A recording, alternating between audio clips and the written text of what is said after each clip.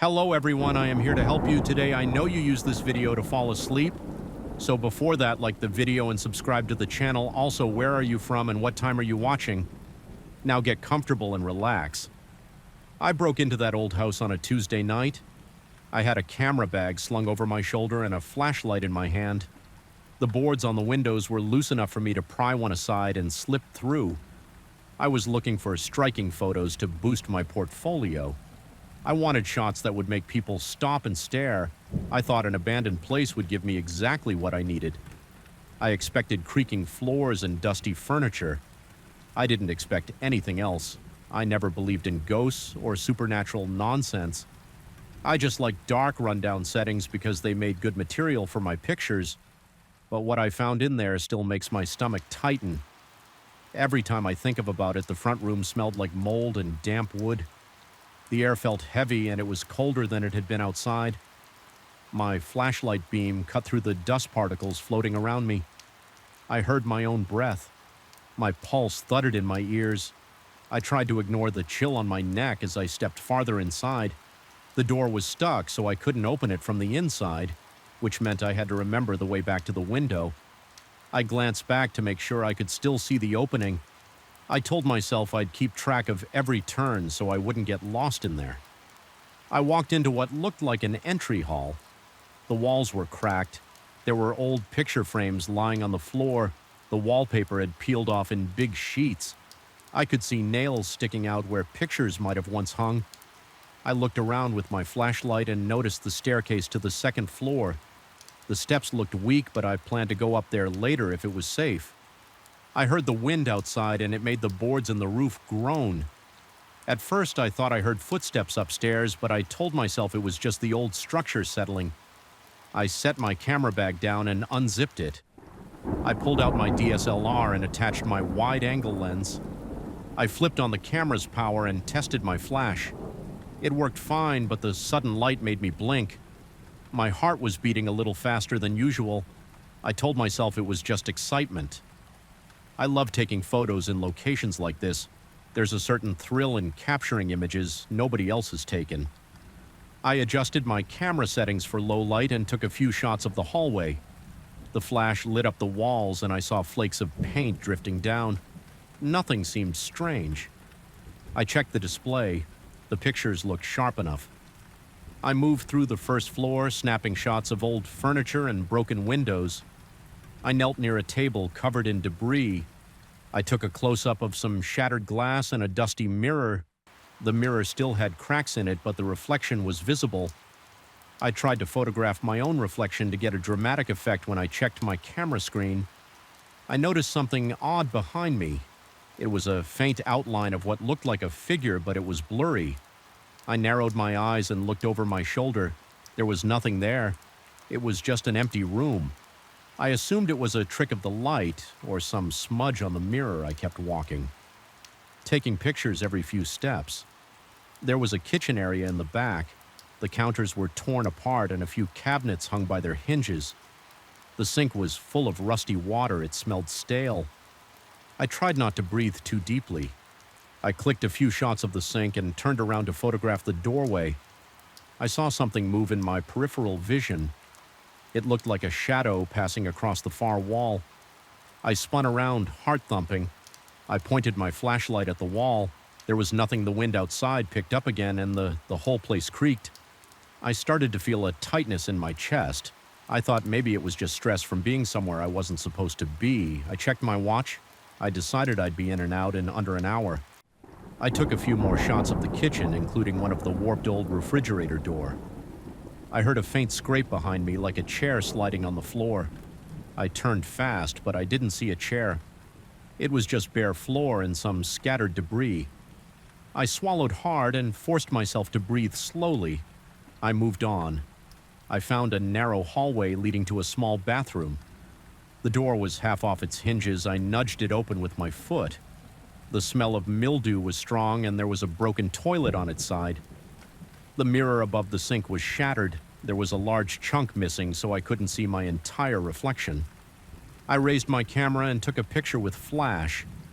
As soon as the flash went off, I heard something creak behind me. I whipped around with the flashlight again. There was only an empty hallway. I looked at the camera display. My reflection in the broken mirror seemed normal, but on the right side of the shot near the bathroom door, there was a shape. It looked like part of a shoulder and a head, but it was transparent. My throat tightened. My first thought was that I'd captured some weird reflection or maybe a lens flare, but it looked too much like a person. I tried to blow it off, but I couldn't ignore the easy feeling in my gut. My hands shook a bit as I stepped back into the hallway. I decided to check the second floor. Maybe I'd get some better shots up there, and then I could leave. As I climbed the stairs, each step creaked under my weight. I kept my flashlight trained on the steps to make sure they didn't collapse. I heard faint tapping sounds behind the walls, like pipes knocking. I tried to keep my mind on the photos, but I felt a tingling at the base of my neck. My mouth went dry. At the top of the stairs, I saw a long corridor with several rooms on each side. Some doors were closed and others were ajar. The hallway carpet was torn and covered in dust. I took a few photos, aiming the flash down the hall. That's when I noticed a shape at the far end. It was just for a split second as the flash went off. It looked like a figure standing in the doorway. But when my eyes adjusted, I didn't see anyone. My chest tightened again. I started thinking maybe someone else was in the house. I kept telling myself it had to be a squatter or another photographer, but the place felt empty and I hadn't seen signs of recent activity like fresh footprints or leftover trash. I walked toward that doorway. My legs felt tense. My footsteps sounded too loud on the floor. I tried not to think about that shape. When I reached the doorway, the room was dark. The curtains were drawn, and the only light I had was from my flashlight. There was a large bed frame with no mattress. I could see bits of stuffing and cloth on the floor. There was an old dresser against the wall, missing half its drawers. I raised my camera and took a series of shots. The flash lit the room in short bursts. With each burst, I felt like something was flickering at the edge of the light. I stepped over to the dresser. The surface was covered in dust, and there was a small hand mirror lying there. The glass on the mirror was intact, but it was cloudy. I aimed my camera at it and snapped a close-up. When I checked the display, I saw a face reflected in the glass. It wasn't mine. It was a pale face with hollow eyes, like someone standing next to me. My stomach flipped.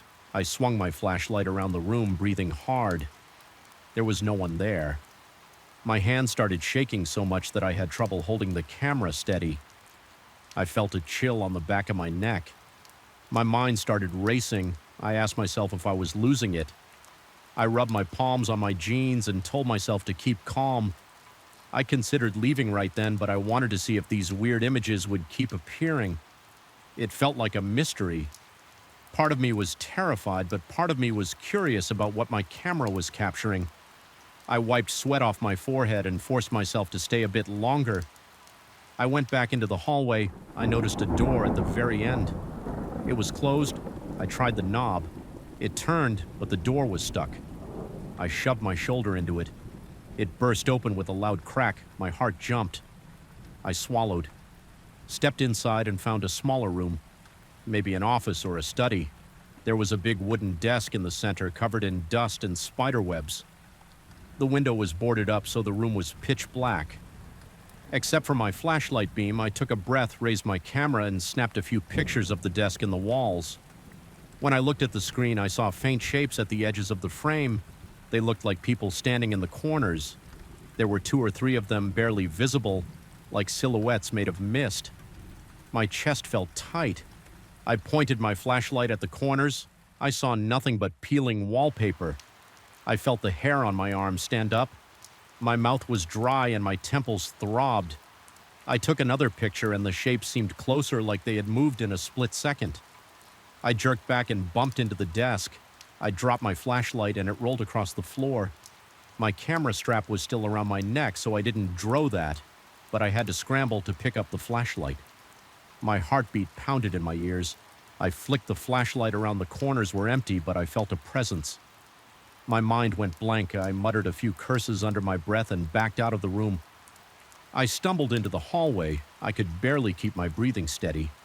I told myself I needed to leave. Enough was enough. As I hurried back toward the staircase, I kept hearing small sounds around me. A click here, a scrape there, it felt like something was following me. I made it to the top of the stairs and aimed my flashlight down the steps seemed to stretch out like the descent was longer than before. I forced myself to move step by step, trying not to trip on the broken boards. My heart raced, my shirt stuck to my back. I heard what sounded like light footsteps behind me. I whipped around my camera, swung and bumped my chest. The hallway was empty, but the temperature felt even colder. I thought I saw a faint movement at the corner of my eye. I pointed the flashlight. Nothing. I practically jogged down the last of the steps, skidding on dust and debris. My foot caught on a loose board and I almost fell forward. I dropped to one knee, cursing under my breath. I pushed myself back up and shone the flashlight around, panting. The front room was quiet. The same dusty furniture and broken windows greeted me. I felt the tightness in my stomach again. The only exit I knew was the window. I'd PRI, opened the front door, wouldn't budge from inside. I turned left, then right, trying to remember which way I'd come. In my pulse hammered, I spotted the kitchen. I remembered going through the kitchen, so I headed that way. I reached the kitchen, scanning the area with the flashlight. The door leading outside was blocked by a heavy board nailed across it. I found the hallway that led back to the front window. I had to squeeze by a broken dining table and a stack of rotted chairs. I reached the window only to see that the board I had PRI loose was mostly back in place. It didn't look hammered, esh cut. It looked like it had been gently pushed back so that the gap was smaller. I felt panic tighten my chest. I gripped the board and tried to yank it. It squeaked as I pulled and it came loose again.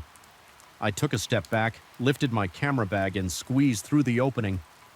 I almost fell onto the overgrown grass outside. I sucked in the fresh air and felt my heart pounding like crazy. My palms were slick with sweat. I turned and pulled the board back in front of the window. Not sure why I even bothered. My shoulders were tense. I walked around to the front yard, shining my flashlight on the old facade of the house. The windows were all dark. The place looked dead and still. But my gut churned. I felt like something watched me from inside. I went straight to my car, which I'd parked a block away. I kept glancing behind me, expecting to see someone on the sidewalk. No one was there. The street was silent except for a stray cat digging in a trash can. When I reached the car, I fumbled for my keys. My hand shook so much that I dropped them once I got in. Locked the doors and tried to steady my breathing. The air in the car felt hot and suffocating. So I rolled down the window a crack. I looked at the camera on the passenger seat. Part of me wanted to delete every photo I'd taken, but I couldn't do it. I needed to see them on a bigger screen. I needed to figure out what those shapes were. I started the car and drove away. My chest was tight and my throat felt dry. Every time a streetlight cast a shadow on the sidewalk, I jumped. I took the quickest route back to my apartment. I rushed upstairs, locked the door, and set my camera on my desk. I hesitated for a minute, then turned on my computer. My pulse still hadn't settled. I transferred the photos and opened them on my monitor. One by one, I clicked through them. Most were normal, but then I reached the ones from the bathroom mirror. The shape of a person's shoulder and head was there, almost translucent. I zoomed in, no detail on the face, just a faint outline of a jawline and some darkness where eyes should be. I clicked to the pictures in the upstairs hallway. In one shot, there was a silhouette at the far end. In the next shot, it was gone. Then I saw the study photos. The corner images were even worse on a bigger screen. I could see 3 distinct shapes. Each one looked humanoid but transparent. They appeared to be leaning forward as if watching me. When I clicked to the final shot in that sequence, they were closer, almost in the center of the frame. My chest cramped. The shape in the middle had what looked like an arm reaching out. I felt sweat beat on my forehead. I realized my hands were trembling. I shut off the monitor. I stared at the black screen, trying to calm down. I haven't shared these pictures with anyone yet. I'm not sure what to do with them. Part of me thinks they might be worth a lot. People love a good ghost story, but every time I look at them, my stomach knots. I keep remembering how cold the house felt and how the boards creaked behind me. I remember the face in that little hand mirror. It was close to me, but I never saw it in person. I still don't believe in ghosts, at least not in the usual sense, but those images show something I can't explain. I keep thinking about how the board over the window was put back. Almost like the house didn't want me to leave that easily. Now, whenever I lie in bed, I feel like someone's standing by my bedroom door. Sometimes I get up and check, shining my phone's flashlight around. There's never anything there, but I can't shake the feeling that something followed me out of that place. I saved the files on an external drive and locked it in a drawer. I'm not sure if I'll ever open them again. Maybe I'll forget about them someday, but every time my phone buzzes or my floor creaks, my mind goes back to that old house, and I get a jolt of fear, like a static shock running through my chest. I don't think I'll ever do an urban exploration by myself again. I can't walk into a place like that without thinking about those shapes, those faces I couldn't see until after the flash. I can still feel that cold air on my neck when I think about it. And I keep expecting to see one of those silhouettes right behind me, just out of sight. Waiting for me to take another photo, I was sitting behind the wheel of my old truck, rain hammering the windshield. Without pause, my hands were tight on the steering wheel, and I felt a strange tension creeping into my neck. The headlights lit up at narrow rural road that seemed to stretch on forever, and the storm refused to let up. I was soaked in sweat. Even though the air inside the cab was cold, I had a deadline to meet and wanted to get through that old back road fast. But something was off from the moment I turned onto it. I noticed strange shapes in the darkness, but I tried to focus on the road. Then I saw her, a woman standing on the shoulder just outside the glow of my headlights. She didn't move or wave. She stood there with her arms at her sides, looking right at me. I can't explain why I didn't stop or slow down. Maybe it was my nerves.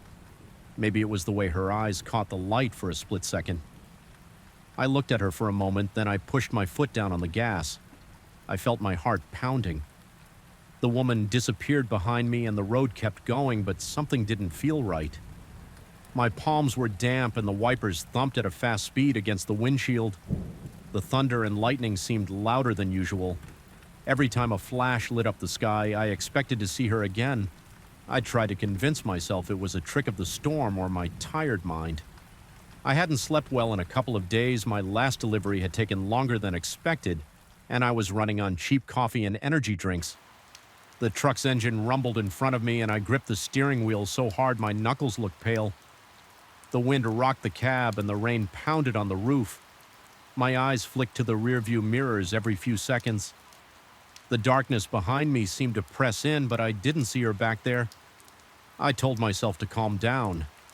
A few minutes later, I spotted her again. She was on the right side of the road. This time near a broken fence, I saw her form in the edge of the headlights. Same stance, same stare. She wasn't waving or trying to flag me down. She just stood there, wet hair plastered to her face, dress clinging to her body, both hands hanging at her sides. I felt a jolt in my chest. I glanced at the speedometer. I was going well over the limit, but it still felt like I wasn't getting anywhere. My legs felt twitchy and there was a nervous tingling in my stomach. I kept going. The road twisted and turned and the storm kept hammering down. The trees were tall and close to the pavement. My headlights lit up a narrow tunnel of rain and branches. I saw the shape of the woman again, this time on the left side near an old sign that was too rusted to read. The sight caused me to jerk the wheel. I fought to keep the truck centered. My chest felt tight, and I forced air in and out of my lungs. The wipers couldn't clear the water fast enough. I squinted at the road. I decided to turn on the radio. I wanted some noise to fill the silence in the cab. The radio only hissed with static. I tried scanning for stations, but I couldn't pick up anything. The static rose and fell, and sometimes it sounded like a faint voice, but then it vanished. I turned it off. The rumble of the engine and the rain against the windshield were the only sounds left. I checked the clock on the dashboard. It showed a time that didn't match what I expected. According to my original plan, I should have been on the main highway by now, but the road in front of me just went on and on with the same old trees and broken fence posts, the same patches of washed-out gravel. I kept my high beams on, but it only lit more rain and more of that endless pavement. My back was tense and my shoulders hurt. I tried to keep my focus straight ahead, but a flash of lightning revealed the woman. Again, she was on the shoulder closer. This time I saw her wet face and I noticed her eyes were wide open. I couldn't make out their color, but I could see enough detail to know she was staring right at me. My heart thud like a drum in my chest. I felt a pulse in my neck and my breath caught in my throat. I wanted to roll down the window and shout at her, but something about her presence made me want to get out of there fast. I pressed the gas pedal harder, the truck's engine roared, and I felt the vehicle pick up speed. Water sprayed up from the tires. The wind pushed against the side of the truck and the trailer behind me rattled. I kept glancing at the odometer. The numbers climbed, but the road never changed. I tried to see if there were any driveways, side roads, or turnoff. I saw nothing. It was just an old rural highway with tall weeds and broken fences on both sides. The fence posts looked crooked like they had been there. For decades, time dragged my eyes burned from staring at the dark. My head felt foggy. Then I saw her again only a few yards ahead. She stood right in the path of my headlights. I braked hard and the tires screeched on the wet pavement. The truck skidded and my chest slammed into the steering wheel. Pain shot through my ribs and I gasped. I looked up expecting to see her right in front of the hood, but there was nothing there, just the road and the rain. My breath sounded loud inside the truck. My chest rose and fell. I strained to see into the darkness. I thought I saw a figure move at the edge of the trees, but it was too dark to be sure. I sat there in the middle of the road, wipers slapping the engine. Rumbling in idle, my headlights lit up the water streaming down the pavement. Rain battered the roof with a steady thump. My heart wouldn't slow down. The seatbelt felt tight across my shoulders, so I loosened it a little. I glanced in the side mirror. No one was behind me. The road was deserted. I put the truck into gear and started rolling forward again. My hand shaking a bit on the wheel, I tried to come up with a plan. Maybe I should have turned around and gone back, but every time I thought about going backward, I felt a chill. I had this idea that the road behind me would look the same as the road ahead, but I couldn't bring myself to do it. I just wanted to find some sign of civilization, maybe a gas station or a small town. Anything to break this pattern, but nothing appeared. The storm felt endless, and my eyes kept darting to the mirrors, expecting to see that woman behind me. I started talking to myself. Calm down, it's just a bad night. You took a weird detour, you'll get out of it, just keep going. My voice sounded shaky, my throat was dry. I grabbed a water bottle from the cup holder and took a long drink. The water tasted stale and my hands were trembling. I set the bottle down and noticed my phone on the passenger seat. I had tried calling someone earlier, but I had no signal. I glanced at it again, but there was still nothing, no bars, no data. The screen just showed the time. It was well past when I should have then. At my delivery point, the tension in my gut built up again when I spotted her shape in the distance. This time she was standing next to a sign that said, "Rest area 2 miles." I hadn't seen that sign before. I could have sworn there was no rest area along this old road, but I was desperate. I thought maybe if I reached it, I could take shelter and figure out what was going on. The woman didn't move. Her clothes were pressed against her skin by the wind and her hair stuck to her face. My pulse ham in my ears, I drove past her, focusing on the sign. It was old and covered in rust, but it clearly said there was a rest area 2 miles ahead. The road was slick and my shoulders ached from tension. I kept checking the distance on the odometer. After a few minutes, I should have been at the rest area, but nothing appeared. The road just kept going. Then I saw another sign. It also said rest area 2 miles, the same shape, the same rust. My stomach twisted, my breath came out in shallow bursts. I saw the woman again. She was next to the second sign, standing in the same way. Looking at me, her gaze was locked on my truck. My skin crawled. I stomped on the gas and the engine wind. The trailer shook. I pushed past 60, 70, 80. The road was narrow and the truck shook from every bump. The headlights lit up. The rain, lightning flashed, and thunder cracked so loudly I felt it in my chest. Water sprayed across the windshield and the wipers struggled to keep up my mind. Raced, I knew I was risking hydroplaning, but I kept my foot on the pedal. My heart pounded and my arms felt stiff as I gripped the wheel. The rest area sign was nowhere to be found. The only things around me were trees, fences, and darkness. I passed another sign with the same message, rest area 2 miles. I cursed under my breath and felt sweat trickle down my temples. I glanced at the fuel gauge. I had started the night with a full tank, but I had been driving for a long time. The needle was dipping lower than I liked. My thoughts raced if I didn't find a real exit. Soon I might run out of gas in this storm on this strange road. I imagined myself stuck with that woman lurking somewhere in the rain. My heart pounded harder at that thought. Then I saw a faint glow up ahead. It looked like old lights on a pole, maybe part of a rest stop area. I slowed down, trying not to skid, and I pulled into a small clearing. There were 2 flickering lights attached to broken poles.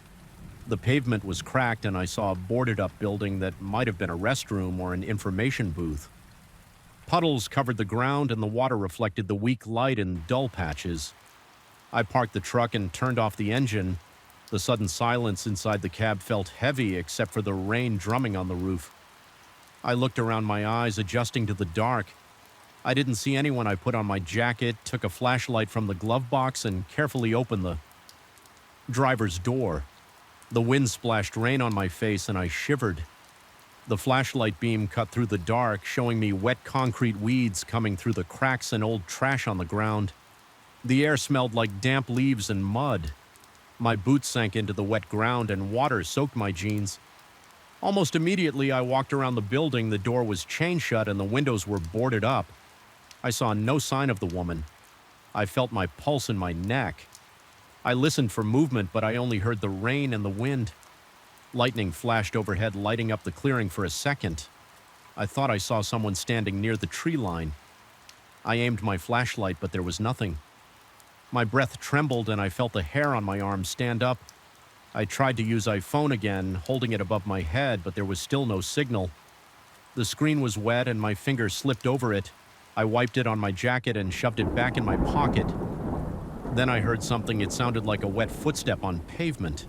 I spun around, aiming my flashlight at the noise. I saw the woman standing a few yards away near the edge of the light. She was dripping with water, her hair stuck to her face. Her eyes locked on mine. I froze. My mouth went dry and my shoulders tensed.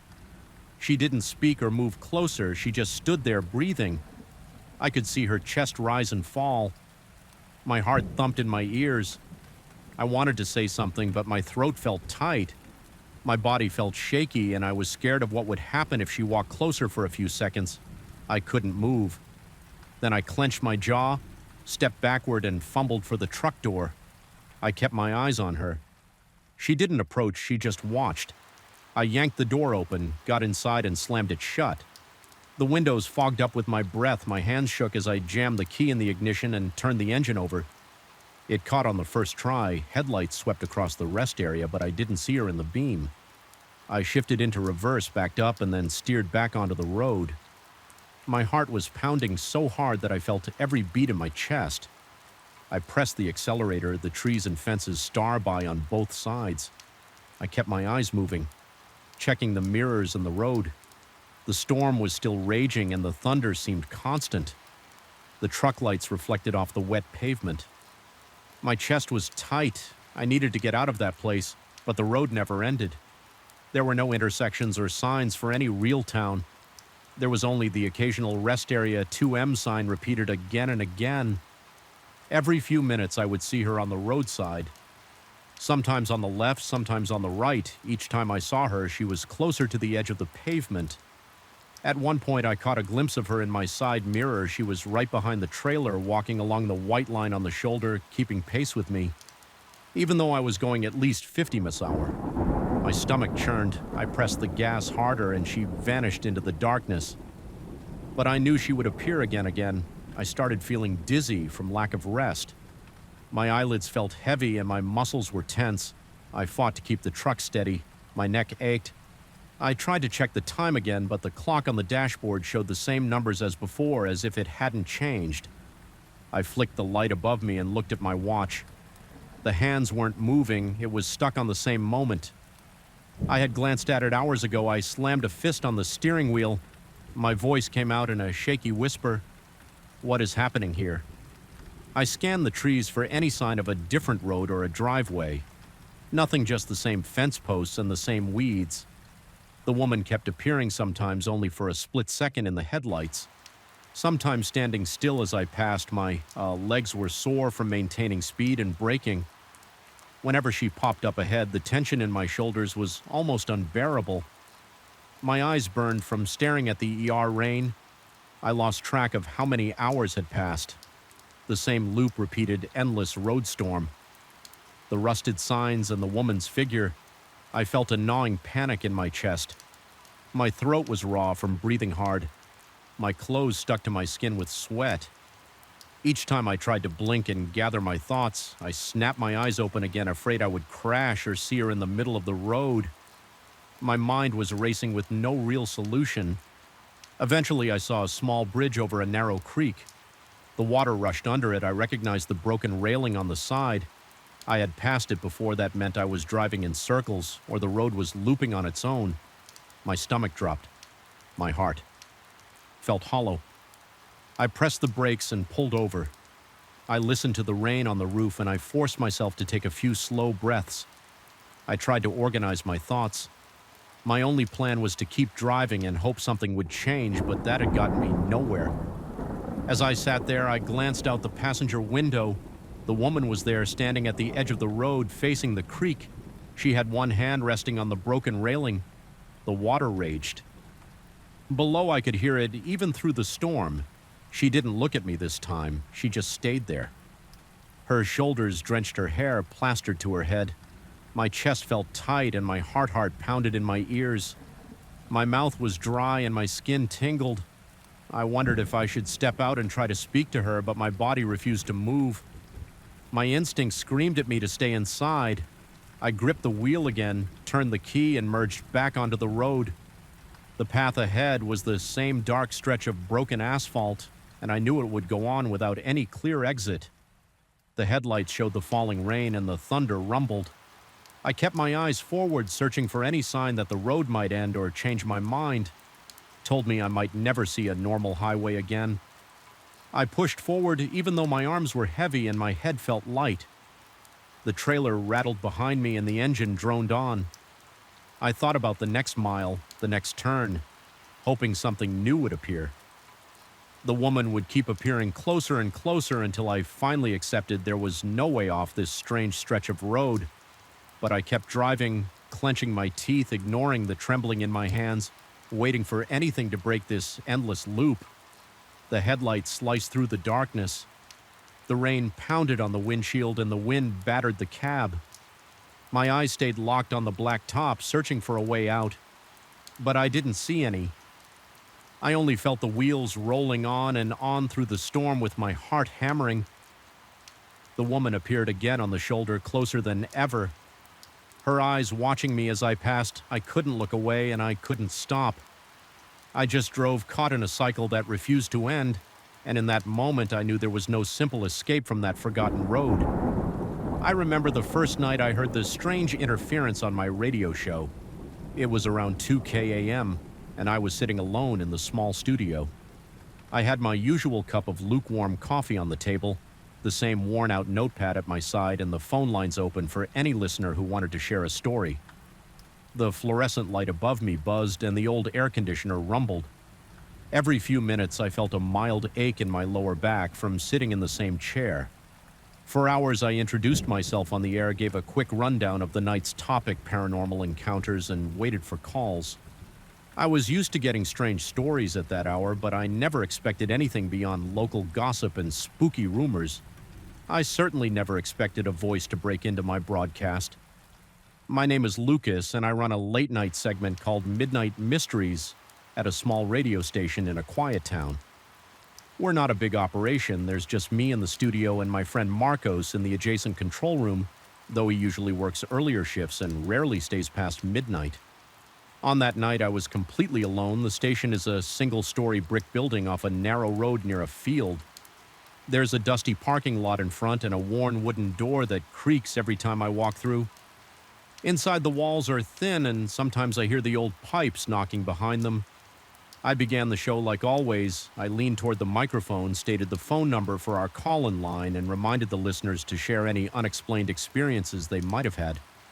The phone line stayed quiet for a few minutes. I sipped my coffee, which tasted bitter, and stared at the small digital clock on my desk. The second hand blinked in red digits. I cleared my throat, repeated the phone number, and tried not to think about how lonely I felt in that dark studio. Right then, the static came through my headset. It was brief. It sounded like a whisper and then disappeared. I paused, adjusted the volume, and asked if anyone was on the line. No one answered. I brushed it off. Technical glitches happen all the time. Our equipment is old.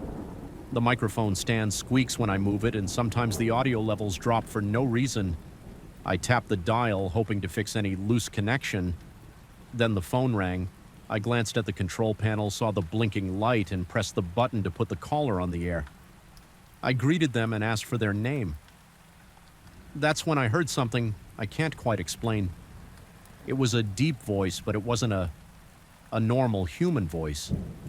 It sounded like it was right next to my ear. Even though I was alone, it said, "I see you." It was clear and direct. I felt a jolt in my stomach and jerked back in my chair, almost knocking over my coffee. I checked the line.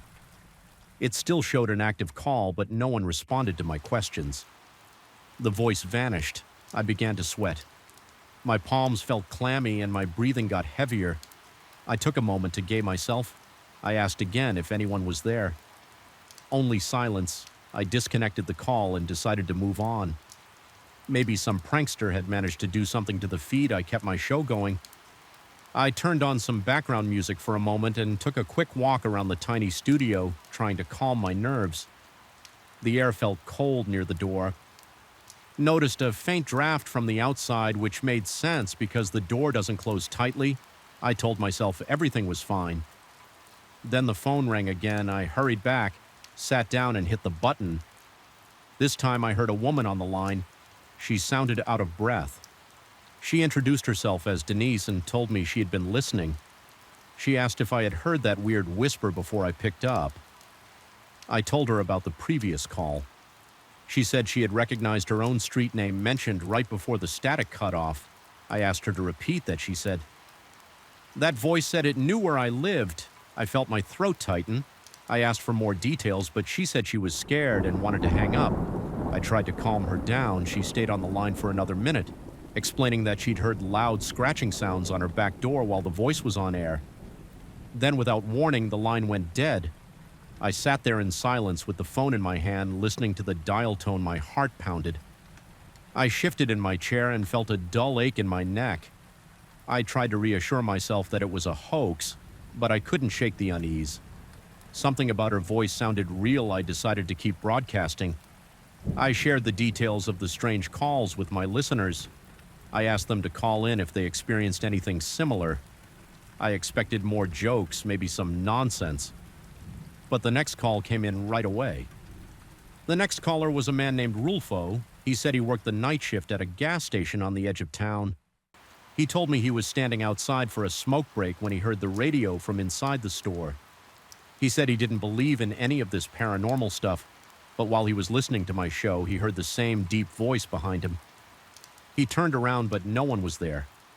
He rushed back inside while he was talking to me. I heard the store door slam in the background. He yelled something like, "What do you want?" Then all I heard was static. After a few seconds, the line cut out. I tried calling him back. It rang and rang, but no one picked up. I felt my mouth go dry. I looked at the clock. It was 2:38 a.m. My shift was supposed to end at 4 a.m., but I considered shutting down. Early, I stood up and walked to the door of the studio. I opened at a crack and peered into the hallway. The hallway was dark and the overhead lights were off because we rarely use that part of the building at night. I listened for any sounds. All I heard was the faint hum of the air conditioner. I closed the door and locked it from the inside. Then I went back to my seat. I stared at the microphone, thinking about the next words. I should say my hands shook. I tried to grip the arms of my chair to steady myself. The phone rang again. I let it ring 3 times. Before I answered, my hands trembled as I pressed the button. I heard a burst of static and then the same deep voice came through. It sounded clearer this time. It said, "My name." It said, "Lucas, you're not safe." My entire body tensed up. I felt sweat trickle down my forehead. I tried to speak, but my throat felt tight. My heart hammered against my chest. I asked who it was. The voice said, "Stop asking." Then the line went silent. I stayed there for a moment, breathing hard, my headphones buzzing with quiet static. I announced to the listeners that I was experiencing technical issues. I apologized for the interruptions. Then I started playing a short music track to fill the silence while I tried to figure out what to do. My stomach churned. I felt lightheaded. I took a sip of water from a small bottle on my desk and coughed. Because I swallowed too fast, I decided to call Marcos, my coworker. Even though it was late, I grabbed my cell phone and dialed his number. It rang a few times before he answered in a groggy voice. I told him about the calls, the interference, and the strange voice. He told me to stay calm, keep the broadcast cast going, and record everything.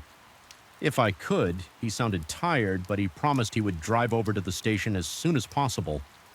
While I waited, I switched back from the music track to the live mic. I spoke directly to whoever might still be listening. I said that something unusual was happening. I asked anyone with information to call in. My voice shook a little and I tried to hide my fear, but I'm sure the listeners noticed. I looked at the phone lines.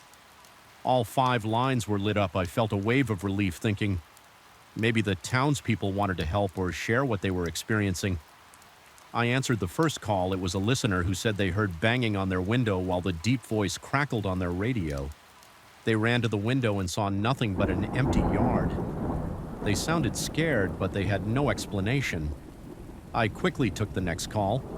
A different person said they heard footsteps around their house after the broadcast glitch. They locked their doors and grabbed a baseball bat. They kept repeating that this felt too real to be a prank. Their breath was shaky, and they hung up without saying goodbye. I looked at the studio door again. It was still locked. I noticed my reflection in the small window. My face looked pale, and my hair was damp with sweat. My pulse throbbed in my ears. The next caller was crying so hard I could barely understand them. They said the lights in their house kept flickering. Then they heard an animal like a growl coming from their living room. They ran to their bedroom and called me from there. I heard a loud thump in the background and the call cut out. I started to feel a tingling in my arms and legs. The atmosphere in the studio felt heavy, like the air was thicker. I tried to breathe slowly. My heart wouldn't slow down. I told myself to stay focused.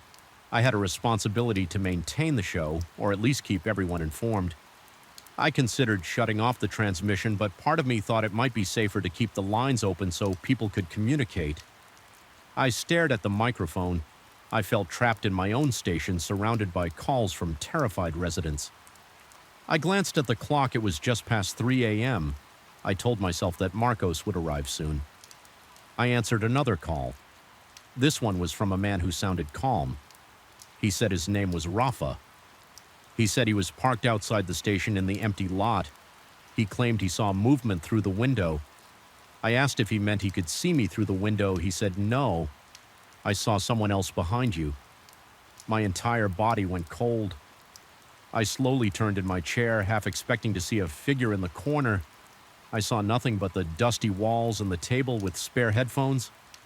I told Raphael I didn't see anyone. He insisted there was a silhouette moving in the background, then he stopped talking. I heard him drop the phone or something. The line stayed open, but he didn't respond again. I hung up and felt my stomach tighten. I stayed still for a few seconds, listening to the faint hum of the equipment. A moment later, I heard footsteps in the hallway.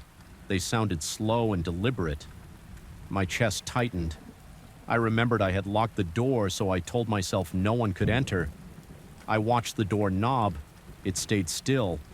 The footsteps faded, and I was alone with my heart pounding in my ears. I took off my headphones for a second, put them on the table, and rubbed my eyes. I glanced at my phone to see if Marcos had texted me. Nothing. Then the studio lights flickered. I looked up, worried the power might go out.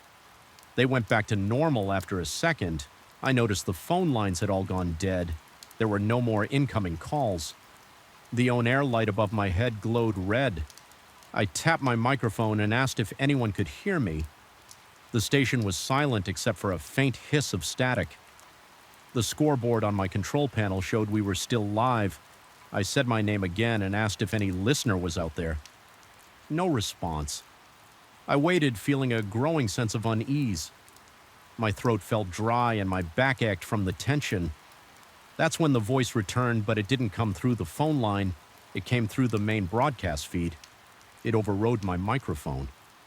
I heard a low tone, almost like a growl, and then the deep voice spoke again. "You can't escape." It was so loud I yanked off my headset. My ears rang the same message, repeated 3 times. I covered my mouth with my hand and stood up. I walked to the door, unlocked it, and peered into the hallway. The lights were off, but I could see the exit sign at the far end. I didn't hear anything else. My arm felt weak and my knees were unsteady. I decided to head for the exit. I left the studio door open, jogged down the hall, and pushed on the front entrance. It swung open without a sound. Outside, the parking lot was empty. There were no cars, no sign of anyone named Raphael. I walked around to the back of the building and saw nothing but weeds and an old dumpster. I stood there under a dim street lamp, breathing in the cool night air. For a few seconds, I considered leaving the station altogether, but I remembered Marcos might be on his way. I didn't want to abandon him to a locked building or a dark parking lot. I went back inside. The hallway felt colder than before. I closed the door behind me and checked the studio. Everything was exactly as I left it, except the phone lines were still down. The broadcast feed was a loop of static. I switched off the transmitter for a few seconds, then switched it back on. The static stopped, replaced by quiet. I tried to speak into the microphone again. My voice came through, but it sounded distant, like I was underwater. I cleared my throat and gave a final announcement. I told anyone listening that we were ending the show early due to technical problems. Then I shut down the console. I checked the time. It was 3:40 a.m. I sat in my chair for a while, staring at the dark monitor in front of me. My body felt drained. I leaned forward, resting my elbows on the desk. I could still feel my heart racing. After a few minutes, I heard a car pull up outside. I stood up, walked to the front, and saw Marco stepping out of his car. He jogged to the entrance. I unlocked it, and he walked inside. He looked at my face and asked if I was okay. I told him about the calls and the voice. He nodded and said he believed me. We walked together into the studio. Everything was quiet.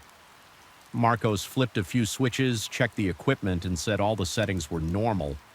I pulled out my phone to see if there were any messages from listeners or from the station manager. Nothing. Marrow suggested we do a quick check of the building. We walked the hallway, the break room, and the tiny storage closet. We found no one. When we finished, I thanked him for coming. He offered to stay until morning. I agreed. We sat in the break room and sipped coffee. Not saying much. We didn't mention ghosts or demons or anything else. We just sat there listening for any sounds. I haven't heard that voice again since that night. We still run the radio show, but we changed the format. We don't take live calls anymore. We ask listeners to send messages or emails. Instead, some people in town claim they still experience strange things during the early hours, but they have no proof. I just know what I heard and how it made me feel. My hands still shake a bit when I think about it. I keep telling myself it was a random interference or a cruel prank. But deep down, I remember the cold sensation in that hallway, the repeated message in my ears, and the panic in the voices of the callers. I can't forget it. I just hope it never returns.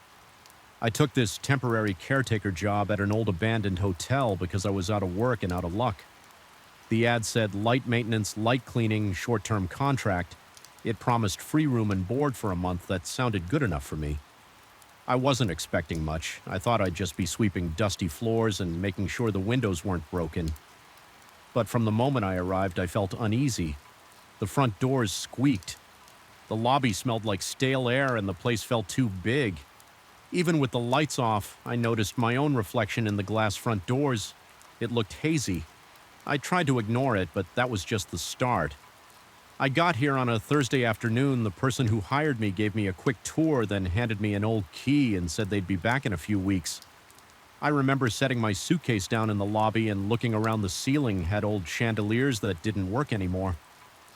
The front desk was coated in dust. I kept thinking, this place is bigger than I expected.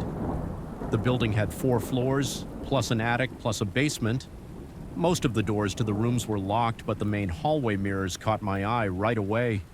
They were tall and framed in ornate gold.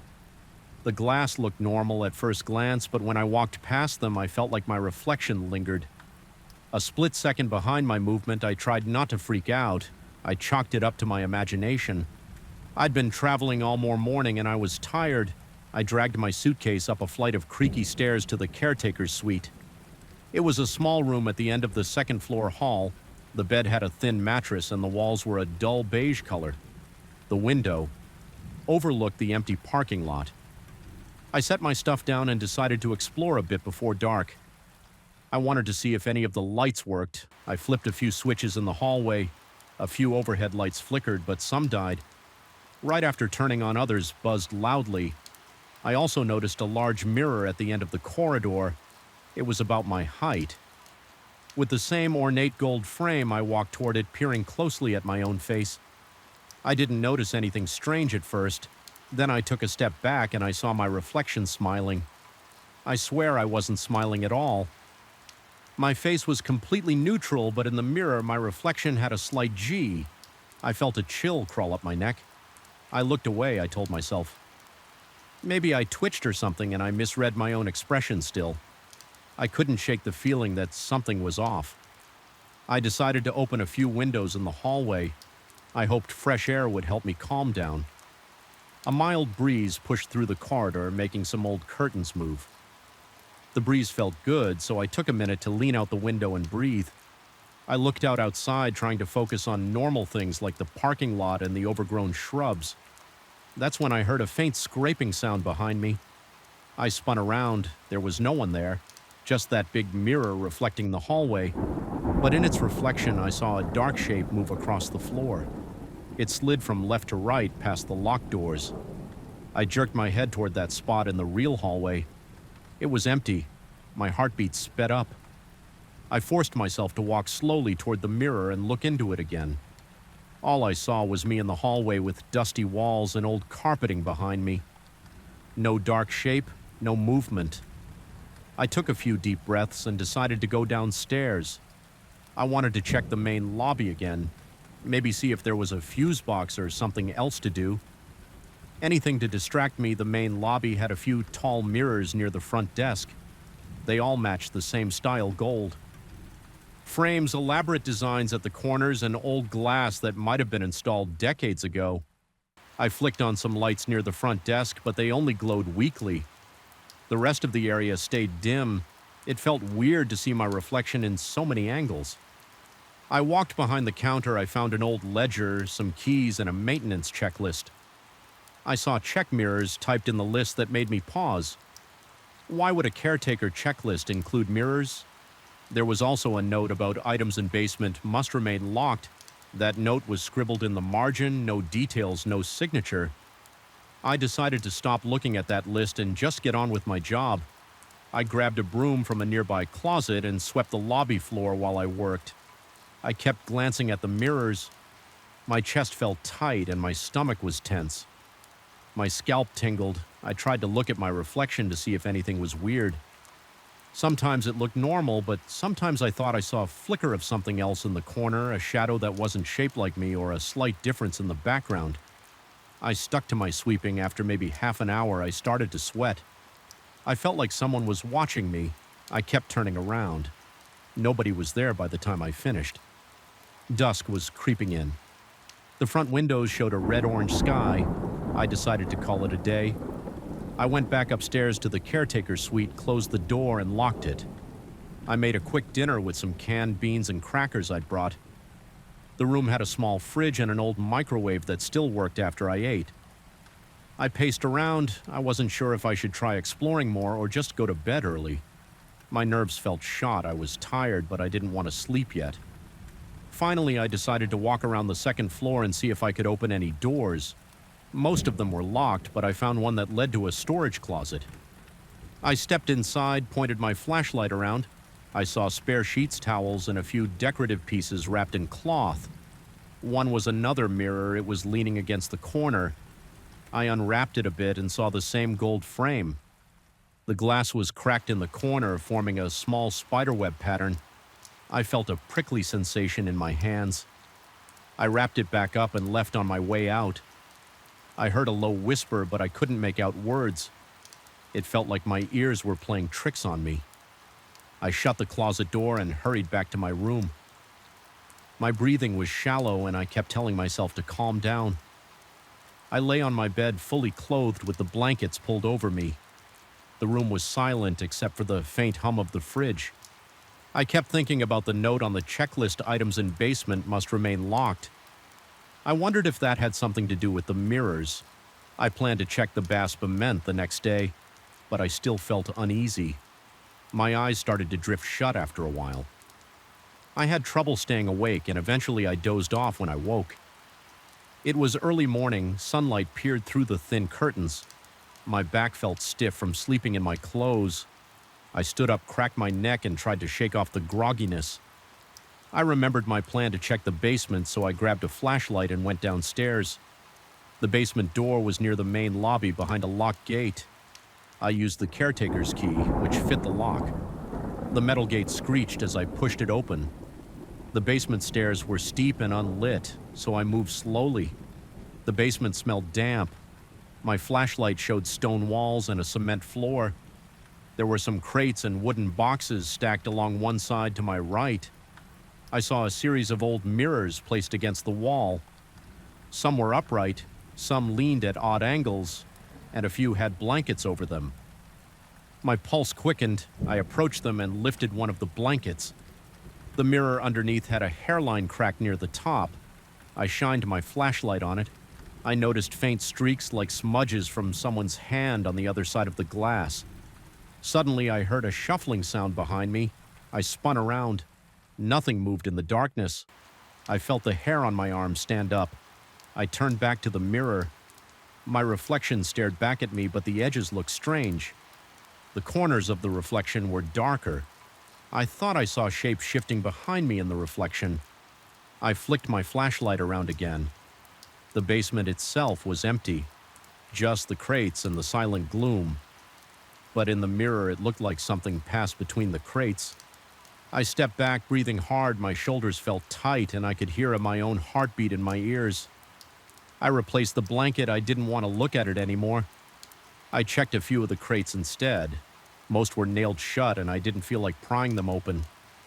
One of them had a label that said Hotel Inventory Mirrors. It looked like this place had a lot of mirrors in storage. That made me uneasy. I had no idea why they'd need so many or why they'd hide them in the basement. I was about to head back upstairs when I heard a voice. It came from the far corner near a large mirror that was half covered by a cloth. It sounded like someone clearing their throat or quietly trying to speak. I froze in place. Then I took a few cautious steps forward. My flashlight beam landed on the cloth, which shifted slightly. I felt a jolt of panic. I wanted to run, but my curiosity pushed me to lift the edge of the cloth underneath. I saw a tall mirror, maybe 7 feet high, with swirling designs on the frame. The glass was dark. I couldn't see my reflection at first. Then it flickered to life, as if it took a moment to catch up. My reflection looked at me, but my eyes in the mirror seemed to shine brighter than normal. My chest tightened and my mouth went dry. That's when I heard a whisper. Soft and right next to my ear, it said, "Let us out." I dropped the cloth and staggered back. My flashlight almost slipped from my hand. My mind raced. I hurried to the stairs before I climbed them. I felt a sudden pressure in my head, like a headache, but sharper. My vision blurred for a second. I gripped the railing, breathing through my teeth.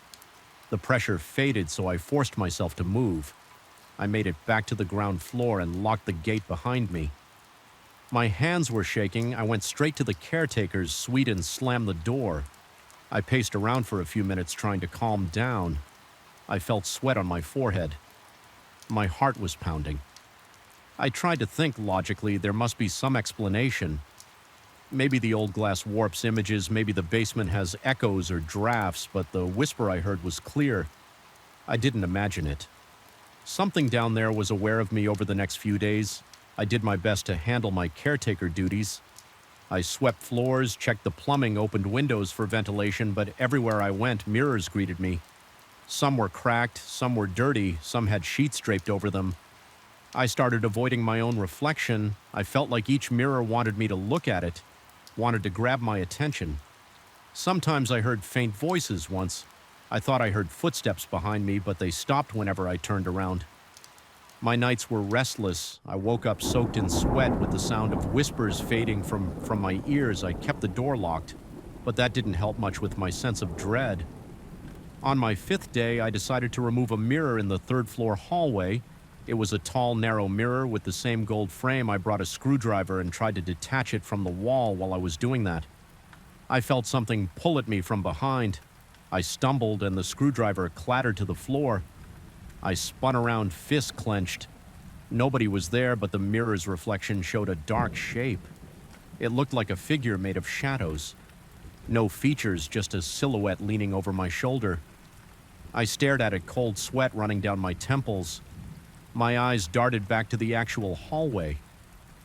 Nothing in the reflection. The shape slowly moved out of sight. I heard a faint laugh that sounded like metal scraping on stone. My limbs felt weak. I sank to my knees, breathing fast. Then the silhouette in the reflection raised its arm. My reflection did nothing. I could see it clearly, like someone else stood behind the glass. My stomach churned. I couldn't handle it. I grabbed the top of the mirror and yanked the frame, popped off the brackets with a loud crack. The mirror fell forward. I staggered back, letting it drop flat on the floor. It hit with a dull thud, but the glass didn't shatter. I felt a sudden rush of relief. It was like the mirror lost its hold on me once it wasn't upright. My breathing slowed, but my hands were still shaking. I realized then that the hotel's mirrors weren't just decorations. They held something inside them. There were entities trapped behind the glass, and they wanted out. They wanted to use me to walk around in the real world again. That idea made me feel sick. I picked up the mirror carefully and slid it into a nearby closet. I shut the door, hoping that would keep it from bothering me. I considered leaving the hotel right then, but the contract said I only had to stay a few more days, and I wasn't sure if I'd get paid. If I abandoned the job, I also worried that if I ran, those entities might find some other way to follow me, so I decided to endure it a little longer. I stuck to the 1st and 2nd floors, and I tried to avoid looking into any mirrors. I kept myself busy with chores. Every so often, I heard faint whispers or felt a tug at the back of my mind. I tried to resist it by focusing on practical tasks. I swept, I cleaned windows, I tested all the lights when I passed a mirror. I kept my gaze on the floor. My gut stayed tight and my shoulders felt stiff. My appetite went down. I felt a growing ACH in my temples whenever I was around too many mirrors. Once I heard my own voice whisper my name from behind me, I refused to turn around on my final day. I woke up feeling shaky but determined to get out of there. I packed my bag and left by the front desk. I had a few last items on the checklist, like making sure the side doors were locked and turning off certain breakers while I worked. I saw reflections move on. Their own in the corner of my eye, I ignored them. I heard distant whispers begging me to come closer. My legs felt weak, but I forced them to keep moving. My mind felt hazy, and I sensed that something was trying to get inside my thoughts. I focused on the real world, the dust in the air, the sound of my boots on the floor, the weight of the keys in my hand. After finishing, I grabbed my things and stepped outside into the late afternoon light. I took one last look at the building. The windows were dark, and I could see my reflection faintly in the glass door. It looked normal for a moment, then I saw a slight distortion near my shoulder. I turned away, heart pounding, and walked to my car. My body was tense, and I felt goosebumps on my arms as I started the engine. I refused to look in the rearview mirror until I was well down the road. I still think about what happened there. I know those mirrors weren't ordinary. I don't have a fancy explanation. All I know is I saw reflections that didn't match reality, and I heard voices that wanted me to set them free. I'm glad I got out before something worse happened. I never went back, and I never planned to. If anyone else takes that caretaker job, I hope they understand what they're dealing with, because those mirrors are not just mirrors, and that hotel is not just an empty building. It's a prison full of entities that want a way out, and I was almost the key to their escape. I'm done with it. I won't let them use me, and that's all I have to say. I still remember how my heart thumped when I first stepped inside that old theater. The main door stuck a little, and I had to push hard just to get in. Dust floated in the air, and I tasted it when I took a breath. My throat felt dry, and my skin tingled from the stale air. That place smelled like old costumes, damp wood, and something else I couldn't identify. The silence weighed on me. I could hear my own breathing and the slight creak of the floor beneath my shoes. I told myself I was ready for anything. I had no idea what was waiting for me. My name is Paul. I've been an actor most of my life. A few years ago, I started losing roles to younger guys, or sometimes to older guys with better reputations. I'd get the occasional commercial or small part, but it never felt right. My agent called me one afternoon. He had this strange offer. Some local theater company wanted to put on a classic play in a building that had been shut down for decades. They needed an experienced actor to fill the lead role. The pay wasn't great, but it was a job. I said yes because I missed the stage. I missed that rush of saying lines in front of an audience. Even if that audience was small, when I arrived for my first rehearsal, nobody was outside. The street was empty and the building looked dark and abandoned. I tried the front door. Like I said, it stuck. I forced it open and stepped into a wide lobby. The ceiling was high-chipped paint, covered the walls, and the lights in the old chandeliers were off. I stood there for a moment, unsure if I was in the right place. Then I heard a soft sound coming from somewhere deeper inside. I followed that sound into the auditorium. Rows of seats stretched out in front of me, covered in a thin layer of dust. The stage looked solid enough, though some of the curtains were torn at the edges. I waited for someone to greet me. Nobody showed up. I started walking toward the stage. My shoes echoed in that large space, and every step sounded too loud. I climbed the steps to the stage and stood there. My palms felt clammy. It reminded me of my first audition years ago. I looked around, trying to see any sign of life. That's when I noticed a script resting on a small table near the edge of the stage. It was my role. I picked it up. A note on the top page said, "Begin rehearsal block, Act 1. It felt like a strange instruction. There was no stage manager, no director, no other actors, just that note. I shrugged and started reading lines out loud. I figured maybe someone was testing me. I projected my voice, enunciating each word as I reached the middle of the scene. I heard a noise behind me. It sounded like a chair sliding. I turned around fast, but nothing moved. I tried to brush off the uneasy feeling, but my skin was prickling. I finished the scene and waited. No one answered, no one clapped. I stood there for a few seconds listening. Then I heard faint footsteps above the stage, like someone was walking across the catwalk. I looked up. I couldn't see anyone. I called out, asking if someone was there. The footsteps stopped. My heart was beating hard. After a minute, I lowered my script and decided to explore the backstage area. I headed behind the curtains and found a narrow corridor with old sets piled against the walls. Wooden boards, paint-ed backdrops, and broken furniture were stacked in corners.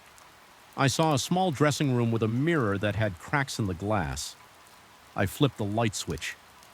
Nothing happened. I felt around and found a flashlight on the makeup counter. I turned it on and the beam shook a little.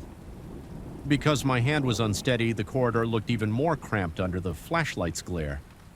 I walked slowly, hearing my own footsteps on the creaky floor. At the end of that corridor, there was a door that led to a dusty storage room. I scanned the place. Props and costumes were piled everywhere. The smell of mothballs made my nose itch. While I looked around, I heard that same faint sliding sound I'd heard on stage. It came from behind a tall rack of costumes. I lifted the flashlight and pointed it in that direction for a second. I thought I saw a shadow move, like someone stepped out of sight. My heart jumped. I walked over and pushed the costumes aside.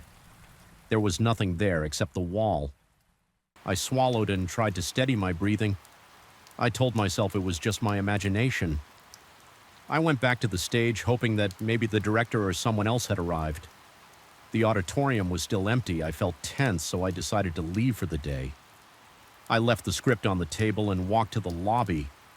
The door was still slightly jammed, and I had to yank it open again. The sunlight outside felt comforting. I almost laughed at myself, thinking I was spooked by an old building. I went home, but I couldn't stop thinking about those sounds. The next day I came back. I arrived in the afternoon, figuring more people would show up. The door was already unlocked. I found a single light on in the center of the stage. It lit a small circle. Everything else was in shadow.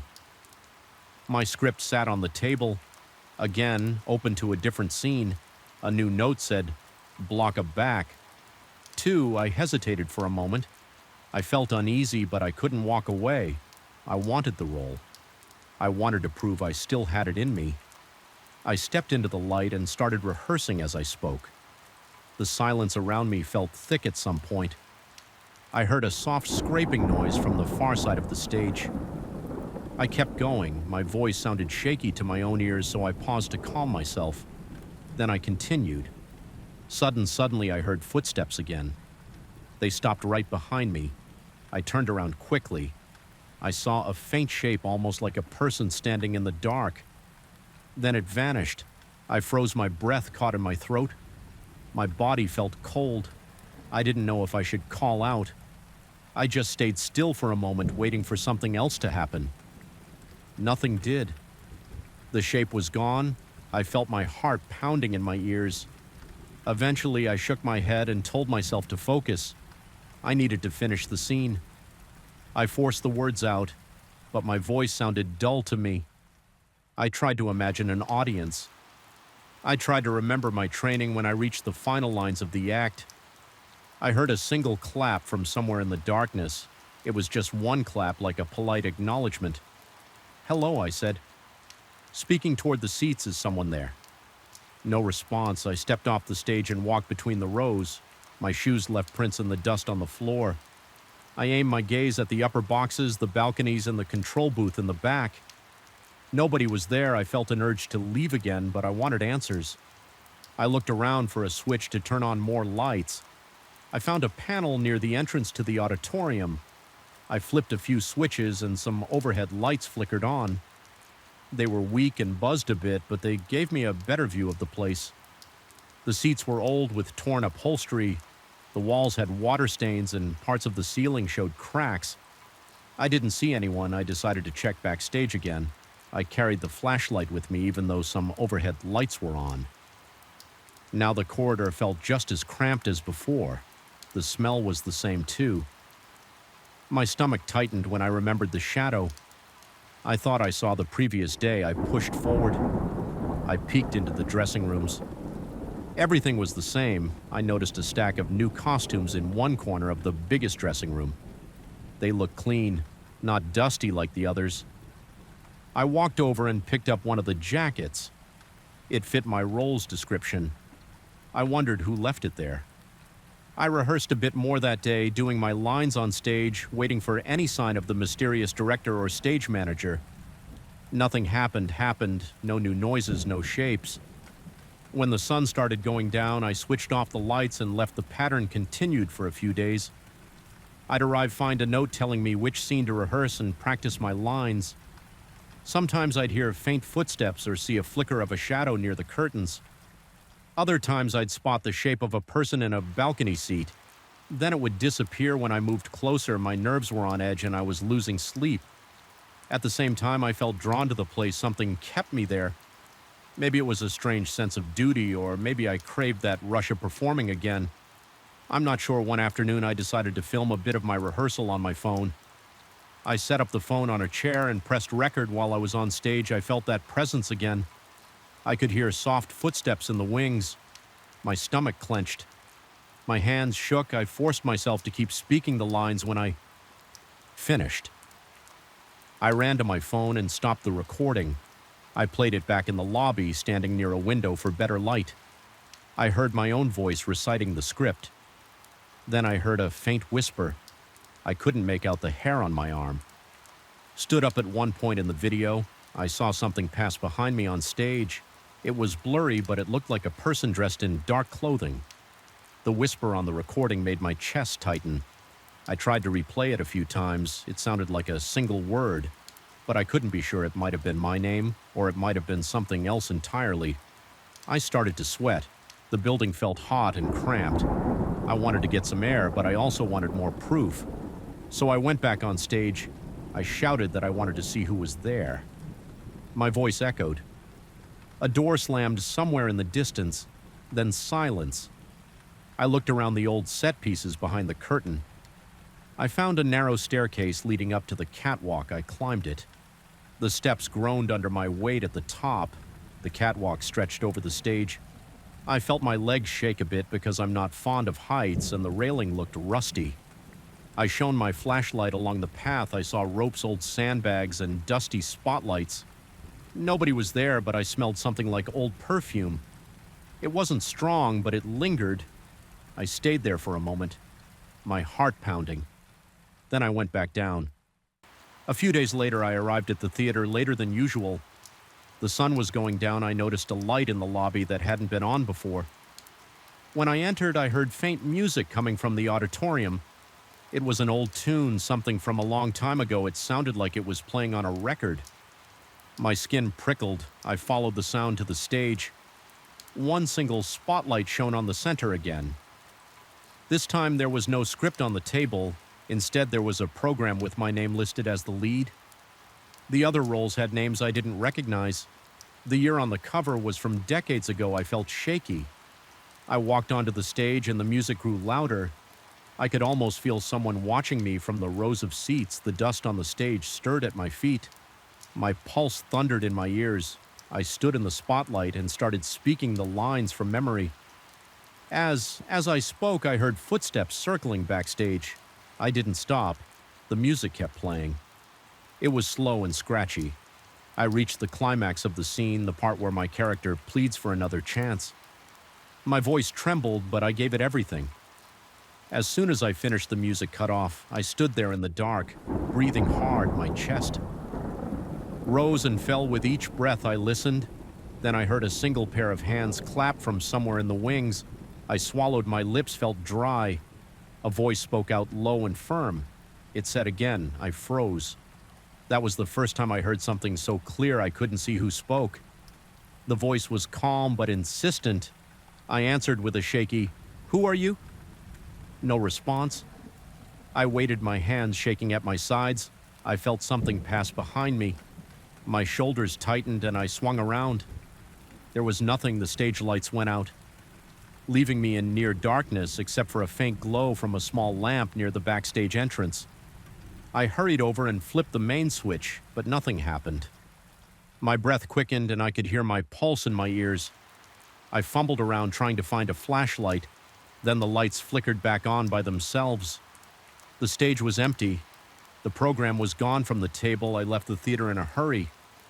That evening, I sat in my car for a while trying to calm down. My hands were sweating so much that I had trouble gripping the steering wheel.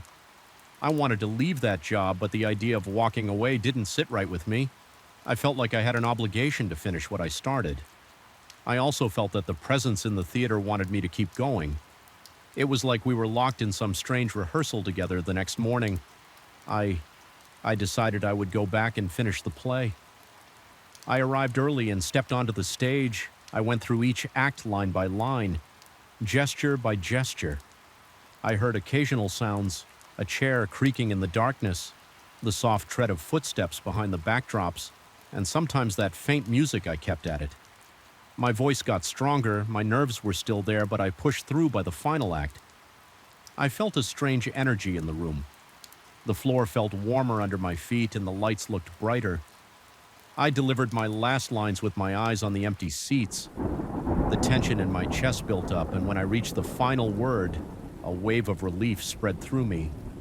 I could feel my shoulders relax. Then I heard applause.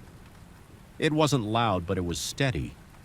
It lasted a few seconds, coming from all around me like a small group of people clapping from different corners of the auditorium. I didn't see anyone, There were no people in the seats, no shapes in the balconies, but the applause echoed briefly, then faded. I stood there breathing fast, my skin felt cold. I said, "Thank you," out loud. My voice sounded raw, then the lights dimmed on the stage. I felt a rush of air, almost like a door had opened and closed somewhere off to the side. After that, everything went silent. I stayed a few minutes looking into the empty seats. Then I picked up my script and walked out of the theater. The main door still stuck a bit, and I had to yank it open outside. The street was quiet. I locked the door behind me. I wasn't sure what I had just experienced, but I felt lighter. My chest no longer felt tight. I sensed that whatever haunted that theater had wanted a final performance. It got one. I never found out who or what was behind those shadows and sounds. I never saw an official director or other cast members. No one contacted me afterward about the play, but I can't forget those days in that dusty place. I can't forget the footsteps in the wings, or that shape in the balcony, or the single voice that said, again, when I think about it now, I feel my pulse quicken. I remember the smell of that old theater and the taste of dust when I breathed. I remember the scratchy music playing in the background, but mostly I remember the moment I finished the final act. That applause felt real. It felt like someone or something was there to acknowledge my performance. After all these years, I still can't explain it, but it happened, and I'm not likely to step onto another stage quite like that one. Ever again, I pushed aside the last branch and stepped into a small clearing. The air felt cold on my face, and I noticed the lingering smell of damp soil. I scanned the area and saw an old wooden cabin at the far edge. It looked abandoned, the windows were broken, and the roof sagged in the middle. I held my breath for a second because I sensed something off about that place. I'd come to this forest to study rare insects and birds, but I hadn't expected to stumble on a structure like this. I decided to walk closer, and my boots sank into the soft ground with every step. My name is Daniel, and I've spent most of my career in remote locations. I'm used to traveling alone, setting up camp, and gathering specimens without any help. I planned this trip for months. I had a simple goal catalog, a few species rumored to live in this region. Officially, nobody had confirmed their presence here yet, so I wanted to be the first to document them. The forest was thick with tall pines and broadleaf trees. I couldn't immediately identify. The ground was uneven, covered in layers of dead leaves, speating logs, and tangled roots. Everything looked green and brown except for a few scattered wildflowers in the distance. I heard birds calling, but I couldn't see them through the dense canopy. I reached the cabin and examined the exterior. The walls had dark stains and deep cracks in the wood. It looked like nobody had lived there for decades. The windows lacked glass. I saw only jagged shards in the frames. The door hung on a single hinge leaning to one side. I was tired from hiking all day, and the thought of setting up my tent didn't appeal to me. I peeked inside, figuring I could at least assess if the cabin was safe enough to spend the night inside. I found a single room with a sagging cot against one wall, a broken chair in the corner, and a small table covered in dust. Spiderwebs clung to the ceiling. A faint smell of damp wood filled the air when I stepped across the threshold. The floor creaked. I felt a brief surge of caution, but the boards held my weight. I opened my flashlight and shone it around dust particles floated in the beam. I figured I could make the place livable. For one night, the wall still looked sturdy enough, and I had a tarp in my pack to cover the broken windows. If necessary, I set down my backpack, then checked if there were any signs of recent animals inside. I saw some rodent droppings, but nothing that indicated a larger creature had taken up residence. I decided I'd stay at least to save myself the effort of pitching a tent in the dark. First, I cleared some debris from the corners, pushing aside small sticks and clumps of leaves with my boot. Then I unrolled my sleeping bag on the cot. The cot's frame groaned, but it seemed to handle my weight. When I tested it next, I gathered a few stones from outside to create a makeshift fire pit near the cabin's doorway. Just in case I wanted to heat a meal, I could keep the smoke mostly outside and still get a bit of warmth inside the sun. Set fast, by the time I looked up again, the forest was already darker. I heard insects buzzing around, and I heard the occasional rustling of small creatures in the undergrowth. I set up a small propane lantern on the table and struck a match to light it. The lantern cast a pale glow on the dusty walls. I remember feeling a little uneasy for reasons I couldn't pinpoint. Maybe it was the isolation or the way the cabin felt like it was waiting for something. I took out my notebook and tried to jot down details about the species I had seen earlier that day. My hand kept drifting to the table surface, tapping it. Because I was distracted by the sounds outside, the forest is never silent. I'm used to hearing branches creaking, animals moving, or wind passing through leaves. But there was something else I heard. Soft taps. At first I thought it was a loose shutter, except the windows didn't have shutters. Then I thought it might be a bird pecking at the wood. It was too consistent. Though tap, tap, pause, like it was following a pattern. I stood up and walked to the door. I aimed my flashlight into the trees.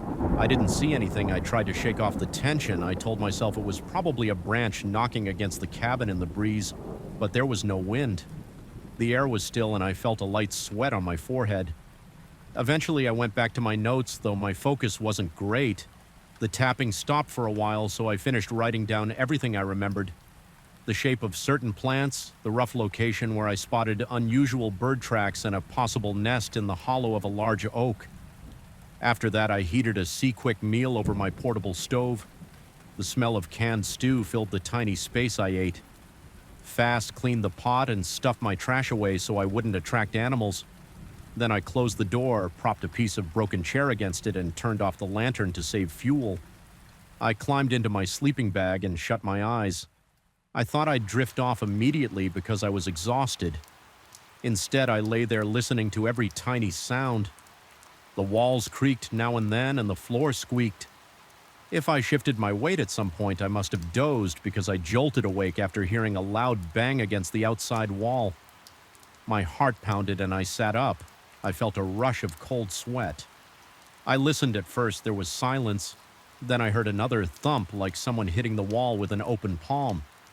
It was slow but forceful enough to make the boards vibrate. I grabbed my flashlight and unzipped the sleeping bag. My mouth was dry. My palms felt damp. I tried to move quietly toward the window, but the floor creaked under my feet. I paused and waited. The noise stopped. I AED my flashlight outside. Nothing moved. The darkness between the trees felt thick. I forced myself to breathe slower. I tried not to panic. I reminded myself that this could be an animal investigating the cabin. Maybe a bear had brushed against the wall, but deep down I felt that it was something else. I stood there for several minutes just listening. My stomach tightened every time I thought I heard a shuffle or a branch crack. Eventually, I backed away from the window and sat down on the edge of the cot. I kept the flashlight aimed at the doorway. My mind raced with thoughts about what could be out there. I didn't have any firearms with me, just a hunting knife. That knife was in my pack, so I reached in, grabbed it, and held it close. Some time passed without any more loud bangs. My eyelids felt heavy, and I decided to lie down again. Keeping the flashlight in one hand and the knife close by my heartbeat slowed a bit, and I managed to drift off. That's when the dream started. In the dream, I was still inside the cabin, lying on the sea. I heard whispering from underneath the floorboards. It was a muffled voice that seemed to call my name. I tried to get up, but my body wouldn't move.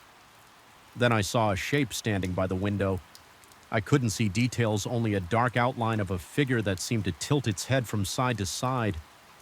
The whispering grew louder, and I felt my pulse thudding in my ears. Then the shape knocked on the wooden frame. One slow knock, then another when I tried to scream. No sound came out. I woke up gasping. My mouth was open and I was covered in sweat. The lantern light was off and everything was pitch black. I fumbled for my flashlight, found it, and turned it on. The room looked the same as before, except I saw that the door was slightly open. The piece of broken chair I'd wedged against it had shifted. I didn't remember hearing the door move. I jumped up and shut it again. Trying not to think about that dream, maybe I had opened it in my sleep. Maybe I forgot to secure it properly. I didn't see footprints or signs of anyone. I lay down again, but I couldn't sleep. I kept imagining that shape from my dream. I heard soft noises outside, like something brushing against the walls. Sometimes I heard a faint tapping again. It wasn't as loud as before, but it was definitely there when morning finally came. I felt relief. The gray light slipped through the broken windows. Birds started chirping outside, and the forest stirred with daytime life. I got up and stretched my back, ached from the stiff cot. I stepped outside to get some fresh air. The clearing looked calm, with a light mist drifting between the trees. I walked around the cabin to check for any signs of damage on the far wall. I noticed fresh scratches on the wood. They were thin, spaced out in a pattern I couldn't identify. They didn't look like claw marks from a typical animal. They looked more deliberate, arranged in short horizontal lines. I reached out and ran my fingers across them. The wood had small splinters around the scratches, and they felt relatively new. I felt uneasy, but I tried to focus on my work. I grabbed my field bag and decided to spend the day exploring the nearby area looking for the species I came here to find. The day itself went normally. I walked through dense areas, noted bird calls, took pictures of strange fungi, and even found some small insects that looked promising. I collected a few specimens in sealed containers, labeled them, and marked the coordinates in my notebook. I didn't hear or see anything unusual during the day. By late afternoon, I headed back to the cabin. Part of me wanted to pack up and leave, but I also felt stubborn. I had come a long way, and I didn't want to lose a night's rest trying to trek out in the dark. Besides, I kept telling myself that maybe the noises were just animals being curious. I told myself I could handle it. I reached the clearing again. The cabin looked the same, except the door was open a crack. I know I had closed it that morning. My gut tightened, but I forced myself to check inside. My flashlight illuminated the interior, and nothing seemed missing, or moved. My sleeping bag and backpack were where I left them. The only difference was the door. I shrugged it off as a loose hinge that let the door swing open before nightfall. I decided to secure the place more thoroughly. I tied a rope across the door and hammered in a small makeshift hook so it couldn't swing open by itself. I also placed a few empty tin cans near the windows, so if something tried to climb in, I'd hear the cans fall. This time, I stayed awake later, writing notes and reviewing the day's findings. I ate another quick meal, then decided to read a bit from a field guide on local bird species. I kept the lantern on a low flame around midnight. I heard scratching on the wall again. At first, I froze, staring at the spot where the sound came from. It moved slowly along the exterior, as if something was dragging a stick or a claw across the wood. I sat there, gripping my flashlight. My throat felt tight and my chest was tense. I heard a soft thump near the window. The tin cans rattled but didn't fall. I stood up, stepped over to the window, and lifted the edge of the tarp. I hung there. The forest was dark, and my flashlight only illuminated a patch of trunks and brush. I didn't see a shape or figure. Then I heard a single knock on the wall close to where I stood. It was louder than the scratching, and it made me jump. My heart pounded, and I felt my fingers trembling around the flashlight. It sounded like a hand striking the wood. I whispered to myself to stay calm. I considered yelling, but I stopped. I was afraid it might provoke something instead. I cleared my throat, breathed deeply, and moved toward the door. I unhooked the rope carefully. Not wanting to make noise, my plan was to see if something was out there and maybe scare it off by shining my light directly on it. I swung the door open fast and aimed the beam in every direction. I saw trees, shrubs, the old path leading into the woods, but nothing else. The clearing felt still. The air tasted cool and smelled slightly of moist earth. My breath sounded too loud in my own ears. I stepped outside, walked around the cabin. Shining the flashlight over the walls, I saw fresh scratch marks near a window similar to the ones I found that morning, but no footprints or fur. I began to wonder if it was some type of primate or a large bird. This region wasn't known for anything that large. Though my chest tightened as I thought about spending another night like this, I looked at the tree line, half expecting something to peek out. The tension in my shoulders felt almost painful, but I forced myself to stay steady after circling the cabin. I went back inside and locked the door again. I noticed my hands shaking. I tried to calm myself by organizing my specimens and checking my camera. Every small noise outside made me flinch. Eventually, fatigue took over. I turned down the lantern and lay on my cot, keeping the flashlight in my grip. I must have slipped into a restless sleep because I felt that same presence from before. I heard tapping on the walls, but this time it sounded closer. My dreams were fragmented images of the forest floor shifting and branches twisting. I woke in a panic when I thought I heard the door opening, but it was still secured. My heart hammered and my t-shirt stuck to my skin with sweat. The rest of the night passed in that state, half awake, half asleep, jumping at each rustle. Morning came as a relief again. I wasted no time. I packed my gear, rolled up my sleeping bag, and stuffed everything in my backpack. I walked outside and looked at the walls. One last time, more scratches, more odd marks. I saw something that looked like a small handprint, but it was smeared or incomplete. I felt a wave of unease roll through me. I had no desire to spend another night there.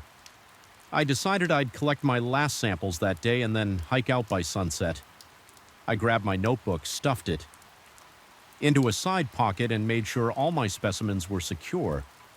I looked back at the cabin. For a second, part of me wanted to figure out what was going on, but I was too rattled to stay. I turned and headed back into the forest. My boots crunched on the leaf litter, and the sound felt comforting as I walked. I kept glancing over my shoulder. I didn't see or hear anything, but that tension sat in my gut. I don't know what was in that forest. I don't know what wanted to communicate with me through knocks and scratches.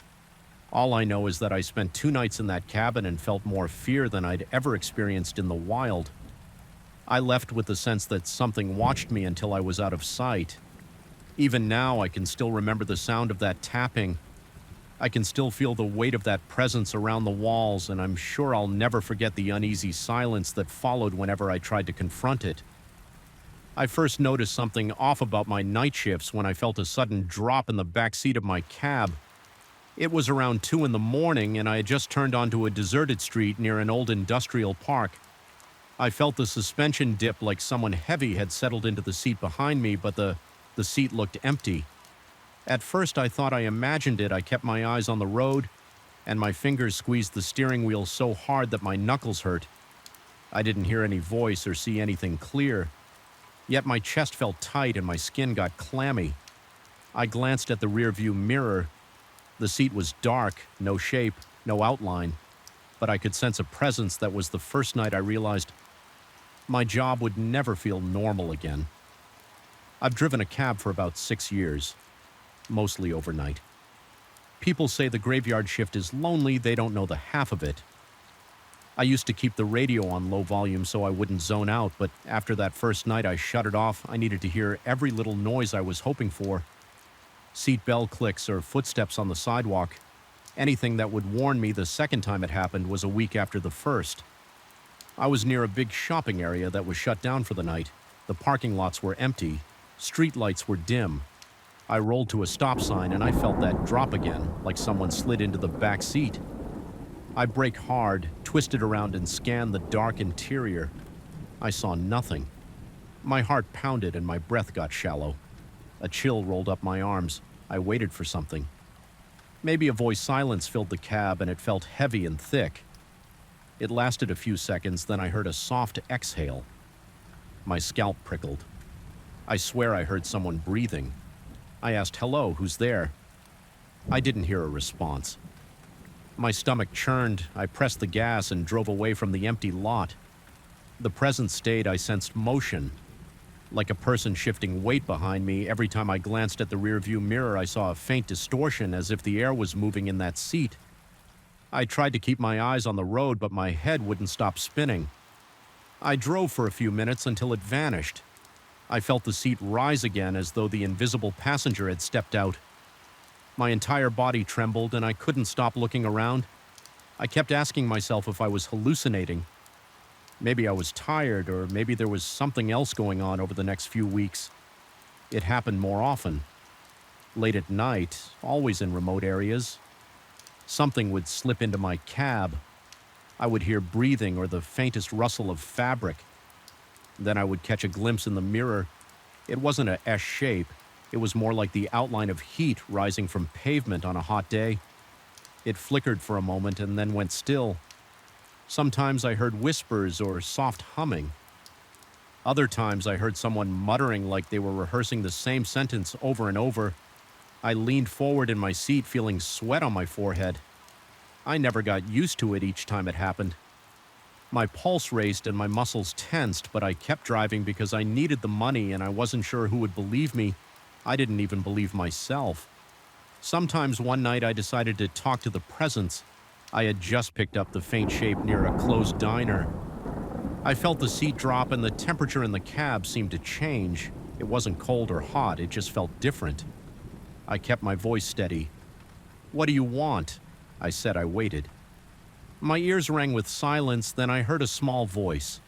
It was distant and rough, like it came from the far corner of a room. It said, "I'm looking." I felt my throat tighten. I asked, looking for what the voice grew softer. "I don't remember," it said. Then it faded after that night. The whispers got clearer. Each new presence had a different tone. Some sounded younger, some older. Some were male, some female. None of them ever told me their names. I don't think they remembered. They just knew they were searching for something. They often repeated the same sentences. "I need to find it. Where did it go? I can't see it." I usually gripped the wheel and tried to respond. "What are you trying to find? Can I help you?" I never got a direct answer. They all seemed confused and lost. It was like they were trapped in the same loop. There was one presence that stayed longer than usual. It entered my cab near a lonely stretch of road by the railroad tracks. I felt the usual drop in the back seat. Then I heard a slow, shallow breathing followed by a deep sigh. I waited a moment before speaking. My voice trembled. "Can you hear me?" The presence answered, "Yes." Its voice was raspy, like it hadn't spoken in a long time. I tried to breathe through my nose to calm myself. I asked, "What do you want tonight?" It paused. I heard another sigh. "I want to feel normal." It said. My arms tensed. My chest felt heavy. "What do you mean by normal?" I said. The presence let out another sigh. "I don't remember how things felt. I need to keep moving. I can't stop." I heard rustling as if it was shifting closer to my seat. My hand shook on the steering wheel. I asked, "Where do you want me to take you?" The presence replied, "Anywhere. Just keep driving." So I drove. I passed the empty factories. I passed silent gas stations with flickering lights. My mind raced with questions, but I pushed them aside. I listened to the presence's breathing and tried not to panic. After about 10 minutes, the presence spoke again. I used to have a place. It said there was a corner near a window. It smelled like coffee. The air was warm. I remember music in the background. Its voice sounded so distant, like it was forcing out the words through a blocked passage. I wanted to ask more, but the presence fell silent. A few minutes later, the seat rose. The invisible passenger was gone. I heard a faint pop like air leaving a balloon. Then I realized my own breath was shaky and my mouth felt dry. I pulled over at a convenience store to catch my breath. I sat in the driver's seat and stared at the empty back seat. It looked normal. Nothing was out of place. My arms were covered in goosebumps and I noticed my hands had sweat on them. Night after night, the pattern continued. Sometimes I had 3 or 4 rides with invisible passengers in a single shift. Other times I went 2 or 3 nights without one, but they always came back. They were all restless and uncertain. They all seemed desperate for something they couldn't define. I tried adjusting my routes, picking up real passengers in busier parts of town, but eventually I'd have to drive through a quiet stretch. That was when it happened. That was when the seat dipped and I heard breathing or whispers a few times. I thought I saw a faint glow in the corner of my eye. It never lasted long. I tried to keep calm, but my body reacted every time my muscles clenched, and I got a metallic taste in my mouth. I had trouble sleeping during the day because I couldn't shake the feeling that something was watching me. One evening around 3 in the morning, I was driving through an older neighborhood with narrow streets. The streetlights were spaced far apart. The houses all seemed dark. I cruised along, my eyes flicking to the rearview mirror every few seconds. My heart was pounding. Even though I didn't see anything, then I heard a voice behind me loud enough to make me jump. It said, "Please turn right." I jerked the wheel slightly before I caught myself. My pulse skyrocketed. I swallowed hard. "Who are you?" I asked. The voice didn't respond. It just repeated, "Please turn right." So I turned right onto another dark street with tall hedges on both sides. The passenger whispered again, "Go straight." I drove slowly and I could barely see anything ahead. My headlights lit up old asphalt and patches of weeds. The voice said, "Stop here." I hit the brakes. The engine hummed. My hands shook. I could hear my own breathing. The seat behind me sank a little more, like someone was leaning forward. Then I felt a soft touch on my shoulder. It was light and cold. My heart felt like it was beating out of my chest. I heard the voice again, very close to my ear. "I don't see it here." It said there was a slight tremor in its tone, like sadness or frustration. I tried to speak, but my throat felt tight. "What are you looking for?" I managed to say. The voice paused. I heard faint breathing. Then it whispered, "I don't know." I sat frozen. My eyes locked on the empty street ahead. The seat behind me shifted and the presence vanished. The cold touch disappeared from my shoulder. My body felt stiff and a wave of nausea hit me. I took a few moments to compose myself before driving away at times. The invisible passengers shared small details from whatever existence they remembered. A few of them mentioned a house with blue walls or a living room with an old sofa. One talked about climbing stairs and feeling wind on a balcony. Another mentioned a favorite scarf. They never explained why they were in my cab. They didn't talk about family or friends or any real event. They just seemed stuck in their search. I could hear the desperation in their voices. It made my skin crawl, but I also felt a strange sympathy for them. They sounded lost sometimes. I tried to ignore them. I'd keep my hands on the wheel and focus on traffic lights or speed limits, but it never worked. The presence behind me always made itself known through a sudden whisper or a change in temperature. My heart would race and my thoughts would spin. I kept my eyes straight ahead, but that prickling sensation on the back of my neck never went away. One night I turned up the AC full blast, hoping the noise would drown out any whispering that just seemed to make them speak louder. Another time, I tried playing loud music. The passenger in the back seat started humming along, even though I didn't see any shape there. My skin prickled at that one. The tune was off-key and I could hear it behind the song on the radio. Eventually, I gave up trying to block them out. There was one occasion when I pulled into a gas station to get a coffee. I parked near one of the pumps and left the engine running as I reached for the door handle. I felt a sudden cold blast from the back seat. I froze. I heard a rough voice that said, "Don't leave me alone." I yanked my hand away from the handle. The voice repeated itself, sounding panicked. This time my chest felt like it was tightening and I realized I was holding my breath. "I'm just getting coffee," I said, feeling foolish for talking to an empty seat. The voice repeated, "Don't leave me alone." It sounded trapped, like it was caught in some loop. I felt sorry for it, but I also felt my stomach twist T in knots. I stayed in the car. I waited for a minute or two, but the presence didn't speak again. Then the seat felt normal and the air changed. I got out quickly, looking around in case someone was watching me talk to myself. Nobody was there. The station was nearly empty. My legs felt wobbly as I walked inside and poured coffee into a foam cup. My hands shook and I spilled some coffee on the counter. The clerk gave me a strange look, but I just wiped it up and paid. That night I drove home at dawn. The sky turned gray and I could see the normal world waking up. It always felt jarring. I parked my car in my building's lot and sat there. The street was quiet, I was exhausted, and my mind buzzed with all the voices I'd heard over the past few weeks.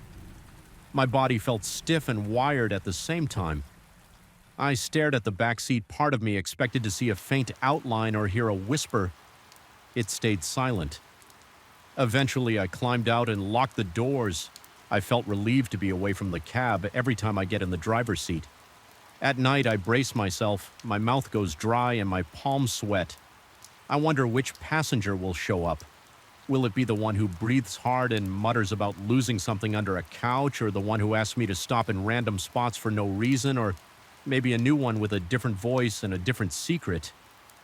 I don't know why they come to me. Sometimes I think they see me as a guide, but I'm just a guy trying to make a living. I can't help them, and they never explain their situation in detail. They all repeat the same pattern, searching for something. Not sure what stuck in confusion. A few nights ago, I decided to ask direct questions. "Why do you come to my taxi?"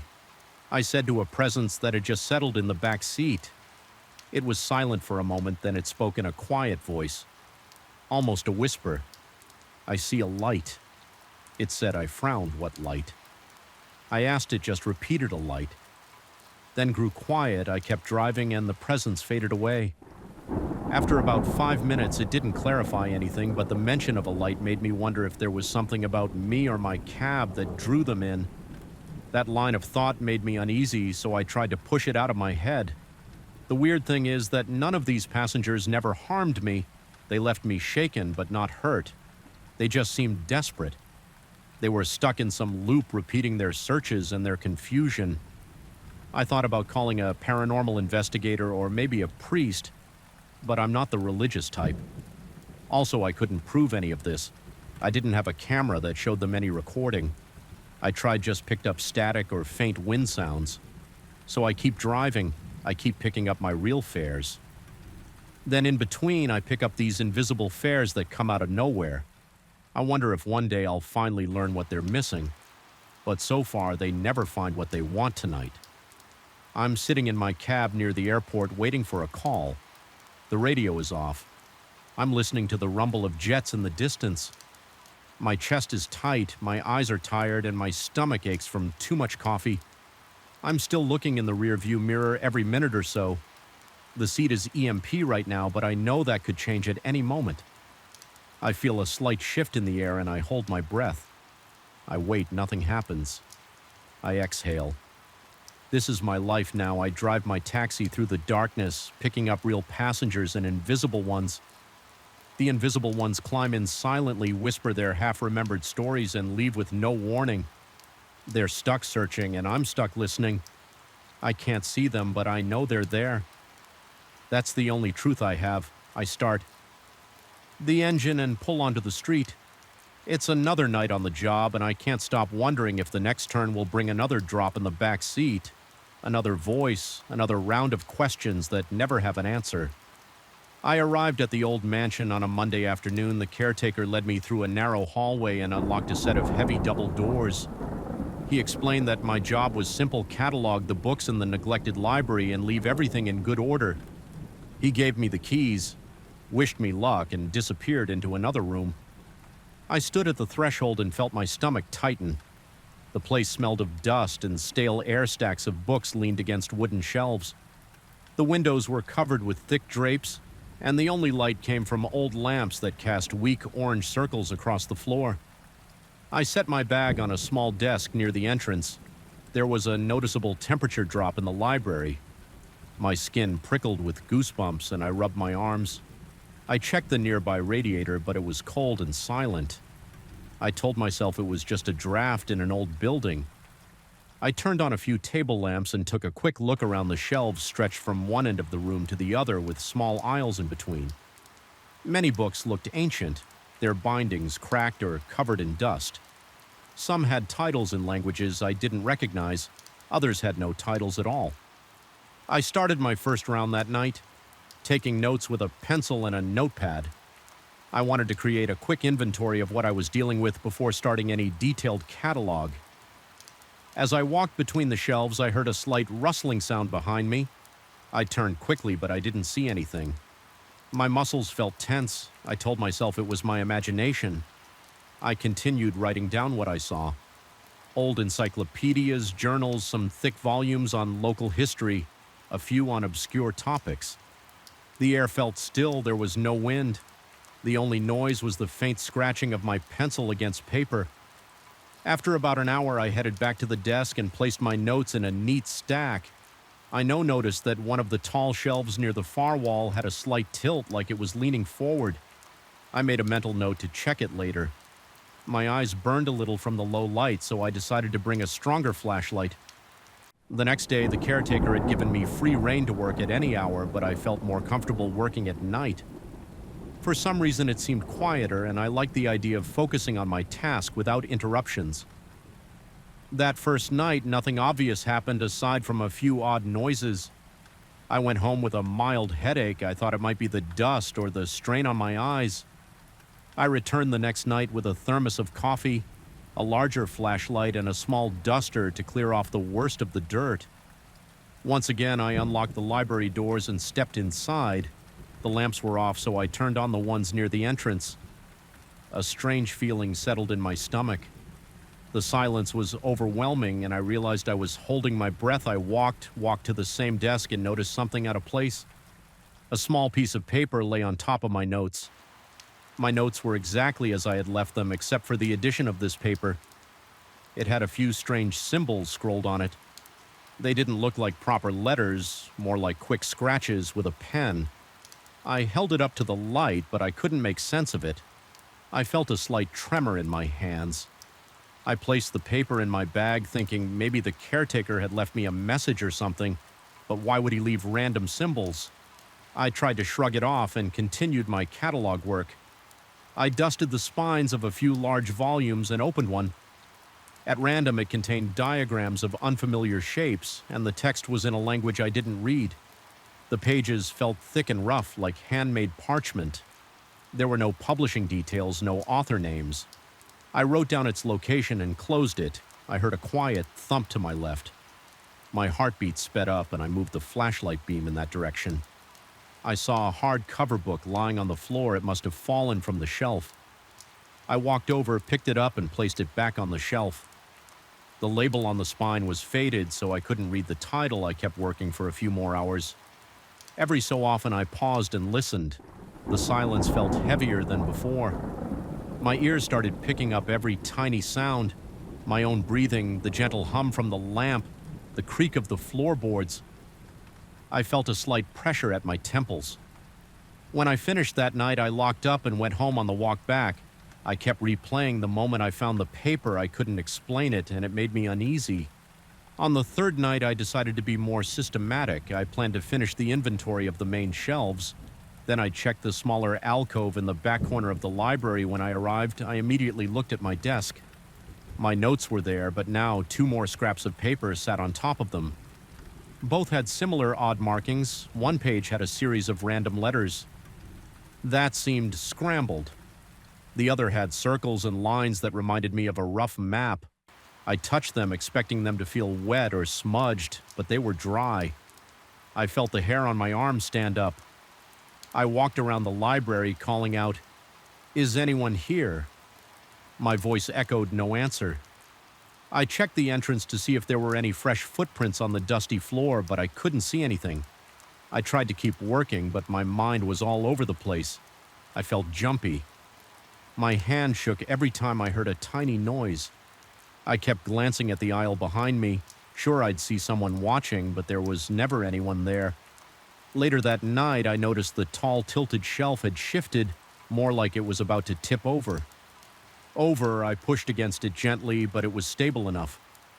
The wood felt rough under my fingers, and I could see deep scratches on the side. It looked like something had dragged sharp edges across it. I felt a lump in my throat when I saw those marks. My chest felt tight, and I forced myself to breathe slowly. I stayed longer than usual that evening. Trying to push through my nerves, I told myself it was just an old building. Maybe with some hidden draft or unsteady foundation around midnight. I started hearing a quiet scraping sound. I aimed my flashlight around the aisles. Nothing moved. I followed the sound to an old wooden table in the back. The table was empty except for a thick layer of dust. The noise stopped when I got close. My heart thumped in my chest and a light sweat broke out on my forehead. I realized my eyes were sore and my neck felt stiff. I closed up for the night, locked the doors, and hurried away from the mansion. My shoulders felt tense. The whole drive home, I kept checking my rearview mirror. Though I didn't see anything unusual, I had trouble sleeping and woke up several times. My mind kept returning to those scraps of paper on the fourth night I arrived, determined to figure out what was happening. I brought a tape recorder in case I picked up any strange sounds. I also brought a small camera. I wasn't sure if it was allowed, but I figured no one would care. I unlocked the library doors and felt a chill run across my face. The air felt colder than usual. I placed the recorder on the main desk and pressed record. Then I walked around with the camera, taking photos of the shelves and tables. My hands were unsteady, so some shots came out blurry while I took photos. I heard a rustle near the far corner. I froze. Listening, it sounded like pages turning. I walked toward the sound, holding the camera up.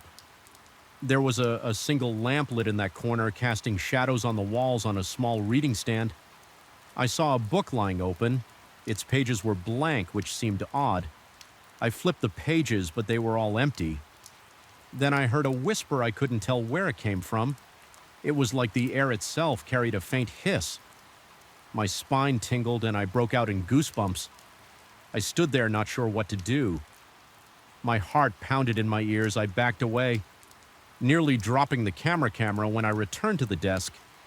The tape recorder had stopped. I checked it, but it was still powered on. The tape was ejected. That didn't make sense because I had just pressed record. I rewound it to see if it captured anything. I heard my own footsteps at the start. Then a soft crackle, then silence. Suddenly there was a faint scratching noise followed by a short whisper. I couldn't make out words. It might have been a breath. I felt a chill wash over me. I pressed stop and looked around the room. My mind raced. I couldn't explain it. I tried to calm down by focusing on the catalog work. My mouth felt dry and I kept swallowing to clear my throat. I moved to the next row of shelves, writing down titles and checking condition. When I reached the last book on the row, it refused to slide out. It was stuck. I tugged at it a bit harder and the entire shelf rattled. I stopped immediately, afraid the whole thing would collapse. Then I noticed that the back of the shelf had a small latch. It was hidden behind a stack of dusty encyclopedias. I pulled the encyclopedias aside and flicked the latch. A panel at the back of the shelf clicked open. I shined my flashlight inside. There was a narrow passage. The space looked cramped. I hesitated for a moment, then squeezed through the passage. Smelled of mold. The walls had old bricks damp too. The touch, I inched forward until I found a small chamber with a low ceiling. My head almost touched it. There was a single wooden box resting on a stone ledge. The box was covered in dust and had a lock, but the lock was broken. My hands were slick with sweat. I wiped them on my pants and lifted the lid inside. There were several sheets of parchment covered in the same weird symbols I had seen on those scraps of paper. Some had notes in pencil, like someone tried to translate them. There were partial words in English, but nothing made sense. Dr. Gate Beyond My Pulse hammered in my ears. I picked up the sheets and noticed a small leather-bound booklet beneath them. It had no title. I opened it and saw handwritten entries. The penmanship was uneven and the ink had bled through the thin pages in places. It was all about rites, invocations, and references to dark secrets.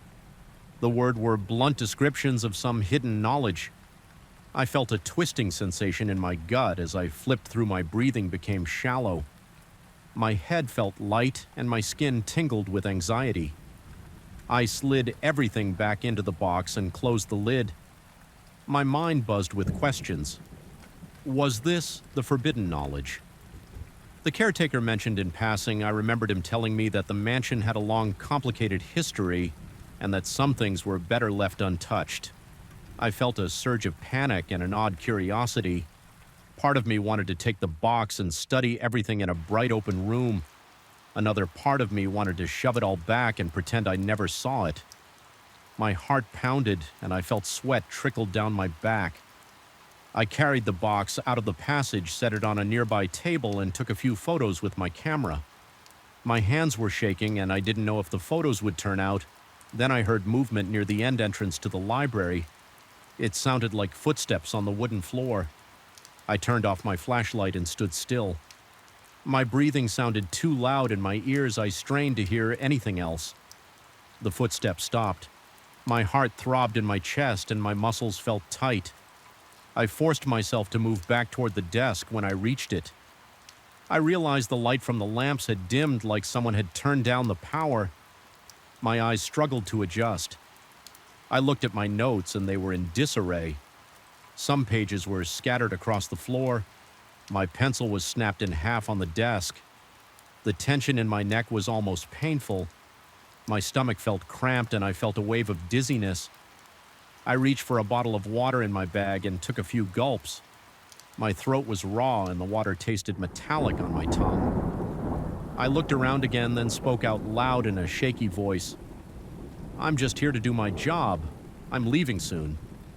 I felt stupid talking to an empty room, but I had the sense that something heard me. The oppressive silence returned. I could hear my heartbeat in my ears. My legs felt weak and my hands twitched at my sides. I gathered my scattered notes, stuffing them into my bag without bothering to organize them. I grabbed the camera, the tape recorder, and the box from the hidden passage. I didn't want to leave it behind, although I had no idea what to do with it. I stepped toward the library doors and heard a distant scraping sound like nails dragging on wood. It made my skin crawl and I picked up my pace when I reached the doors. I fumbled with the keys for a moment. The doors were stuck. My pulse pounded in my temples and I pulled hard. Finally, they gave way with a sudden jerk. I stepped out into the hallway and shut the doors behind me. My shoulders relaxed slightly and I let out a long breath. I locked the doors and hurried toward the main entrance of the mansion. I didn't stop to check if the caretaker was around. I just wanted to get out. I reached my car, sat inside for a minute, and tried to settle my breathing. My hands were clenched on the steering wheel and my forehead was damp with sweat. My chest felt tight and I kept thinking about those scraps of paper and the weird book. My mind was buzzing with confusion and a growing fear. I started the engine, drove away, and didn't look back until I was several blocks from the property. Even then, I felt as if something was behind me watching. I still have the box. I haven't told anyone about it yet. I haven't returned to the library. The caretaker called once to ask how the catalog was going, and I said I needed a break because I was feeling sick. He didn't push me. He just said to let him know when I was ready to continue. I think he knows something, but he won't say. I keep the box locked in my closet at home. Sometimes I hear faint scratching from inside, like the pages are shifting around on their own. I can't explain it, but it makes my pulse jump every time. That's the truth of what happened in that old library. I don't know if I'll finish the job. I haven't found a logical explanation for the notes, the rearranged books, or the presence I sensed every night. The forbidden knowledge in that hidden passage scares me, but it also pulls at my curiosity. I keep telling myself I'll go back to finalize the catalog and hand over the files, but part of me worries that once I step into that library again, I'll never leave the same way I entered for now. I'm staying away. The memory of that silence still makes my heart race. I still remember the jolt I felt when I first heard the whispers coming from that dark corner of the abandoned factory. It was around 2 in the morning. My shift had started at midnight, and the place was always dead quiet. By that time, there was no wind that night, no passing cars, and no other people on the property. The only noise I ever heard was my own breathing. But that night, there was something else. It caught me off guard, and the sound got inside my head before I could even process what it was. I work alone because this factory was shut down years ago. The company went bankrupt and all the workers disappeared from the place. My boss got the contract to watch over it just to keep vandals out and make sure nobody stole the remaining equipment. People around town always said there was something off about the property. I never believed any of that. Until I started my rounds there, I figured it was just old talk from folks who wanted a good story to share at the bar. But after that night, I couldn't ignore it anymore. I remember standing in front of the main entrance, checking if the lock was secure. My flashlight beam cut through the darkness and lit up the rusty metal door. Everything seemed fine. Then I heard a soft murmur. It sounded like someone talking, but the words weren't clear. I froze for a second. I turned my head, trying to pick up the direction of the noise, but it vanished as soon as I moved. I told myself it was my imagination. I had done the same routine hundreds of times without trouble. I went back to making my rounds, but a tight feeling settled in my stomach. I walked through the central aisle of the factory. The place was huge, broken machines were scattered around, and the smell of old metal and damp concrete filled the air. My boots scraped against the floor, making small echoes in the open space. Normally, that echo comforts me because it's the only sign of life I have in there, but I noticed my footsteps sounded hollow, like something else was absorbing the noise. It was subtle, but it bothered me. I kept turning around to see if somebody was behind me when I got close to the far side of the building where an isolated storage galley stood. I heard faint whispers. Again, it came from the direction of that smaller warehouse that sits off to the side of the main structure. It's a building nobody uses. Not even for storage. The place looks older than the rest of the factory. The walls are grimy and the doors are warped from years of neglect. I always found it odd that it was still there. Normally, they would have demolished a useless structure to save on property taxes or something like that, but for some reason this old warehouse stayed. I tried to shrug off the noise, but curiosity got the better of me. My heart that in my chest as I walked over my flashlight. Caught a glimpse of something that looked like a faint shape slipping through the door. I stopped and stared. I had never seen anyone around the factory at that hour, and I've never noticed any sign of squatters. I felt a chill crawl up my neck, and I could hear my own pulse hammering in my ears. I moved closer, gripping my flashlight like a weapon. I raised it in front of me, not sure if I was about to confront a real person or something else. When I entered that small building, the air was different. It felt thick, like the atmosphere was pressing down on me. The light from my flashlight flickered a bit, which made me nervous. I changed the batteries before my shift, so there was no reason for it to act up. I forced myself to keep moving. I saw random debris on the floor, broken wood, scattered nails, and old metal scraps. The ceiling dripped in a few spots, creating a constant tap on the concrete. My boots felt heavier with each step, like I was dragging my feet through invisible resistance. I followed the corridor inside that building. It was narrow, and the walls had stains that looked darker than simple mold. My flashlight caught a glimpse of strange markings on those walls. They were shapes carved into the concrete, rough and uneven. They didn't look like gang tags or typical graffiti. They reminded me of old symbols you might see in a history book, but I didn't know what they meant. My stomach twisted into a knot when I realized they formed a pattern leading toward the back of the warehouse. Suddenly, I heard another whisper this time. I was sure it came from directly in front of me. It sounded like multiple voices speaking at once, but in the same hush tone. A cold sweat broke out on my forehead, and I felt goosebumps on my arms. My mouth went dry, and I tried to swallow, but it felt like my throat was constricted. I took a deep breath and forced myself to push forward. The last thing I wanted was to turn around and run, only to leave the door wide open for something to come out after me. I reached a large, empty room near the end of the corridor. The floor was covered in dust, and the ceiling had holes that let in small beams of moonlight. My flashlight began to flicker again, so I tapped it with my palm. The beam steadied for a moment, revealing a circle of old burnt candle stubs on the ground in the center of that circle. I saw a rough chalk drawing.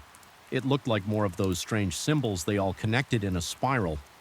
My hand started shaking, so I gripped the flashlight tighter to keep it steady. The temperature felt much colder than the rest of the building, like I had stepped inside a fridge. As I stood there, I noticed faint footprints in the dust around the circle. They looked recent, maybe a day or two. Old. The size was hard to determine, but they were definitely human. Footprints, or at least they appeared to be. My mind raced. Maybe some group broke in to do weird rituals. The thought alone made my skin crawl, but I told myself that was the logical explanation. People do strange things in abandoned places. I crouched down to get a closer look. I didn't touch anything, but I shone my flashlight on the drawings.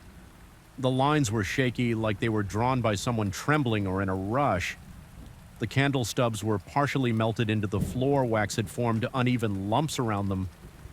The smell in that space felt heavier, like stale incense mixed with rotting leaves. I heard another whisper, but it was closer this time, almost at my ear level. I spun around, shining the light at the corners of the room, but I saw nothing. My heart pounded and my breaths turned shallow. I felt a growing sense of panic. I had never encountered anything like this in my years as a security guard. Usually the worst I deal with is a trespassing teenager or someone trying to strip copper wiring to sell. This was different. I told myself to stay calm. I tried to rationalize it as some leftover materials from local thrill seekers, but I felt goosebumps on my arms that wouldn't go away. My mind kept jumping back to that whisper. It sounded too real to dismiss. I thought about calling my boss, but my cell phone had no signal inside. That part of the building that wasn't unusual, the reception was always spotty in the factory. I decided to head back toward the entrance to see if I could call from outside, but as I started to leave, I heard a shuffle behind me. It sounded like feet scraping the floor. I spun around again, shining my flashlight light. Nothing was there. My nerves were on edge and my chest felt tight. I could barely think straight, I said out loud. If someone's here, you need to leave. My voice sounded shaky to my own ears, which made me even more uneasy. No one answered. The only sound was my heartbeat throbbing in my head. I backed out of that room slowly, not wanting to turn my back on the place. As I made my way into the corridor, I felt like something was watching me. Every few steps, I whipped around, expecting to see a figure behind me. I didn't see anyone, but the sense of being followed grew stronger. I could almost feel the heat of a stare on the back of my neck. My muscles tensed, and a dull ache started in my shoulders from keeping them hunched up in defense. Once I got outside that small building, I stood there trying to catch my breath. My mouth felt dry and my lips were cracked. I looked around to see if there were any signs of movement, but the courtyard was empty. The main factory building loomed in the distance, dark and silent. I checked my phone. I had one bar of signal, so I tried to call my boss, but the call didn't go through. I sent him a short text saying I found signs of trespassing. The message struggled to send, then finally went through. He didn't respond right away, so I moved on. I forced myself to finish my round. The rest of the factory was the same as always: broken equipment, rust, and darkness. But the entire time I felt this pressure on my chest, I couldn't shake the idea that something was in that isolated wee house. Something that wasn't just a person messing around. Once I completed my sweep of the main building, I went back to the security office near the front gate. It's a small room with a desk, a chair, and a few old monitors hooked up to security cameras that cover most of the factory exterior. None of the cameras point to that isolated warehouse, though the people who set up the system must not have cared about it. When I sat down, I realized I was sweating. The night was cool, so the sweat was from pure nerves. My throat felt tight, and I could still hear echoes of those whispers in my head. I tried to concentrate on the monitors. I looked for any sign of movement, but everything stayed quiet.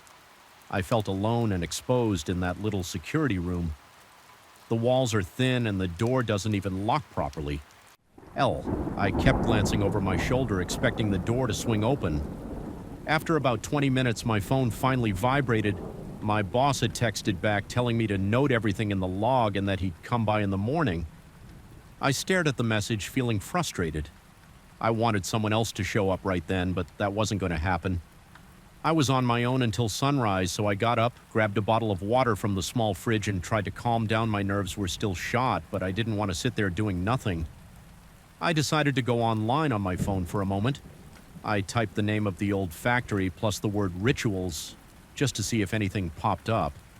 My signal was weak, but eventually some old news clipping showed up. Most were rumors, but a few mentioned that the land used to belong to a local group that practiced alt ceremonies there. Wasn't much detail. One article said the group was disbanded a long time ago. Another said the site had been linked to some strange activity before the factory was built. I scrolled through half-loaded images, but didn't see anything definitive. The more I read, the more tense I felt. I realized it matched the weird symbols and the circle of candles I had found. It made me wonder if someone was trying to stir up whatever was left behind. My skin crawled at the thought of more people coming back to continue those rituals. I looked at the clock on my phone and saw that it was only a little after 3 in the morning. I had hours to go before my shift ended. I sat there tapping my foot on the ground, trying to decide if I should do another round. Before dawn, part of me wanted to stay in that security room until the sun came up, but a bigger part of me felt I needed to make sure nobody was still hiding in that warehouse. I didn't like the idea of being surprised, so I grabbed my flashlight and stepped back outside. The wind had picked up a little rustling, some loose sheets of metal on the property. The rattling sound made me jump. I tightened my grip on the flashlight and headed back toward that smaller building. As I approached, I noticed the door was slightly ajar. I was pretty sure I had pulled it shut when I left. I stopped, my heart pounding in my ears. My palms felt clammy and my breathing turned shallow again. I wanted to turn around, but I forced myself to walk closer. I nudged the door with my foot shining. My flashlight inside the corridor was empty, but the darkness felt like it was moving. My eyes kept playing tricks on me, making me think I saw silhouettes sliding along the walls. I took a few steps inside. My throat felt tight again, and each breath felt like a struggle. I called out, "This is security if you're here. Come out now." My voice echoed, but no one answered. I heard a dripping sound somewhere in the distance, probably water leaking. I walked in, feeling my knees tremble. My flashlight flickered again, which made my pulse spike. I shook it and the light steadied. Then I followed the corridor back to that large room with the circle on the floor. The candle stubs were still there, but the footprints in the dust looked different. They seemed smudged, like someone had dragged their feet over them. I heard another soft whisper that echoed around the room. My stomach turned and I felt a wave of dizziness. I scanned the entire ire space with my flashlight, seeing only the walls and the floor. Nothing moved. My fingers were numb from clenching the flashlight too hard. I kept swallowing, trying to get some moisture in my throat, but my mouth stayed dry. I noticed a metal door at the far end of the room.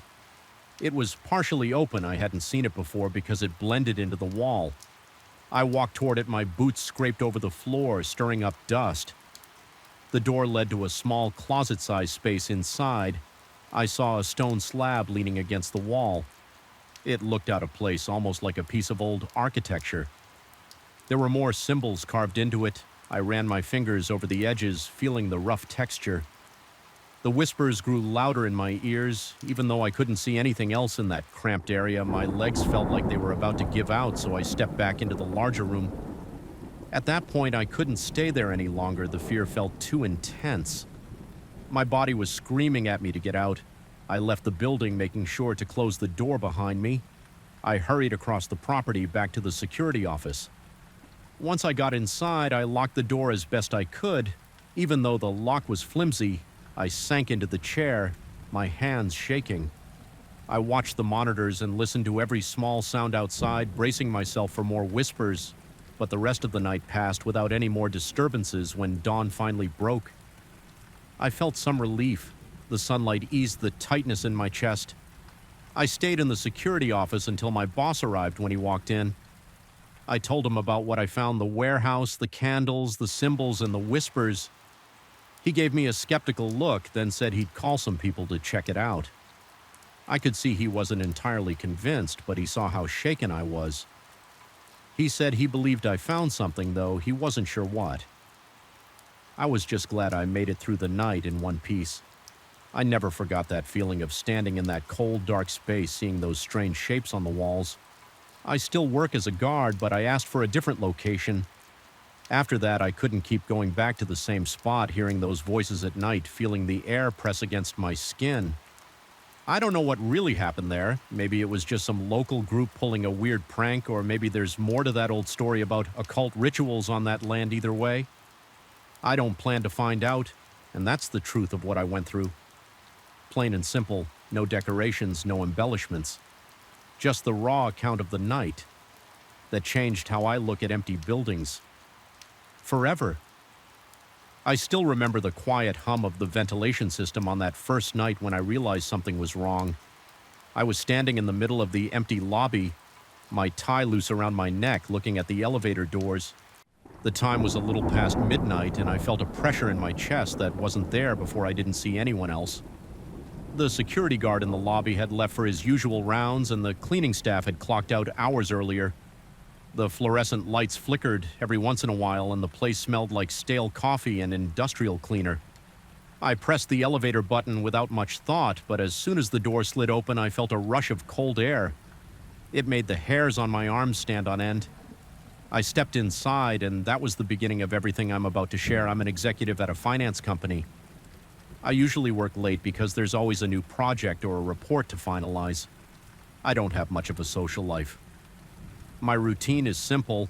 I arrive around in the morning, deal with meetings all day, then stay after hours to finish things I can't get done. Otherwise, I'm used to being one of the last people in the building. The lights on most floors go off by 9 p.m. The only people who stay are a few guys. Sometimes a project manager or a security guard who might be dozing at his desk. I never felt nervous about being alone there. The building is tall, the hallways are usually silent at night, and I'm used to it. That changed around a week ago. I had stayed until midnight finishing an analysis. For an upcoming client pitch, I packed up my laptop, slid some folders into my briefcase, then headed for the elevator. The hallway was dim. A single overhead light flickered in and out, and I felt a small twinge of anxiety, but I ignored it. I got to the elevator and I saw that all the floor indicators above the doors were dark except for the number 35, which was my floor. That made sense because I was calling it from the 35th. The doors opened and I stepped in. The interior smelled like old metal and something sour. I don't recall smelling that.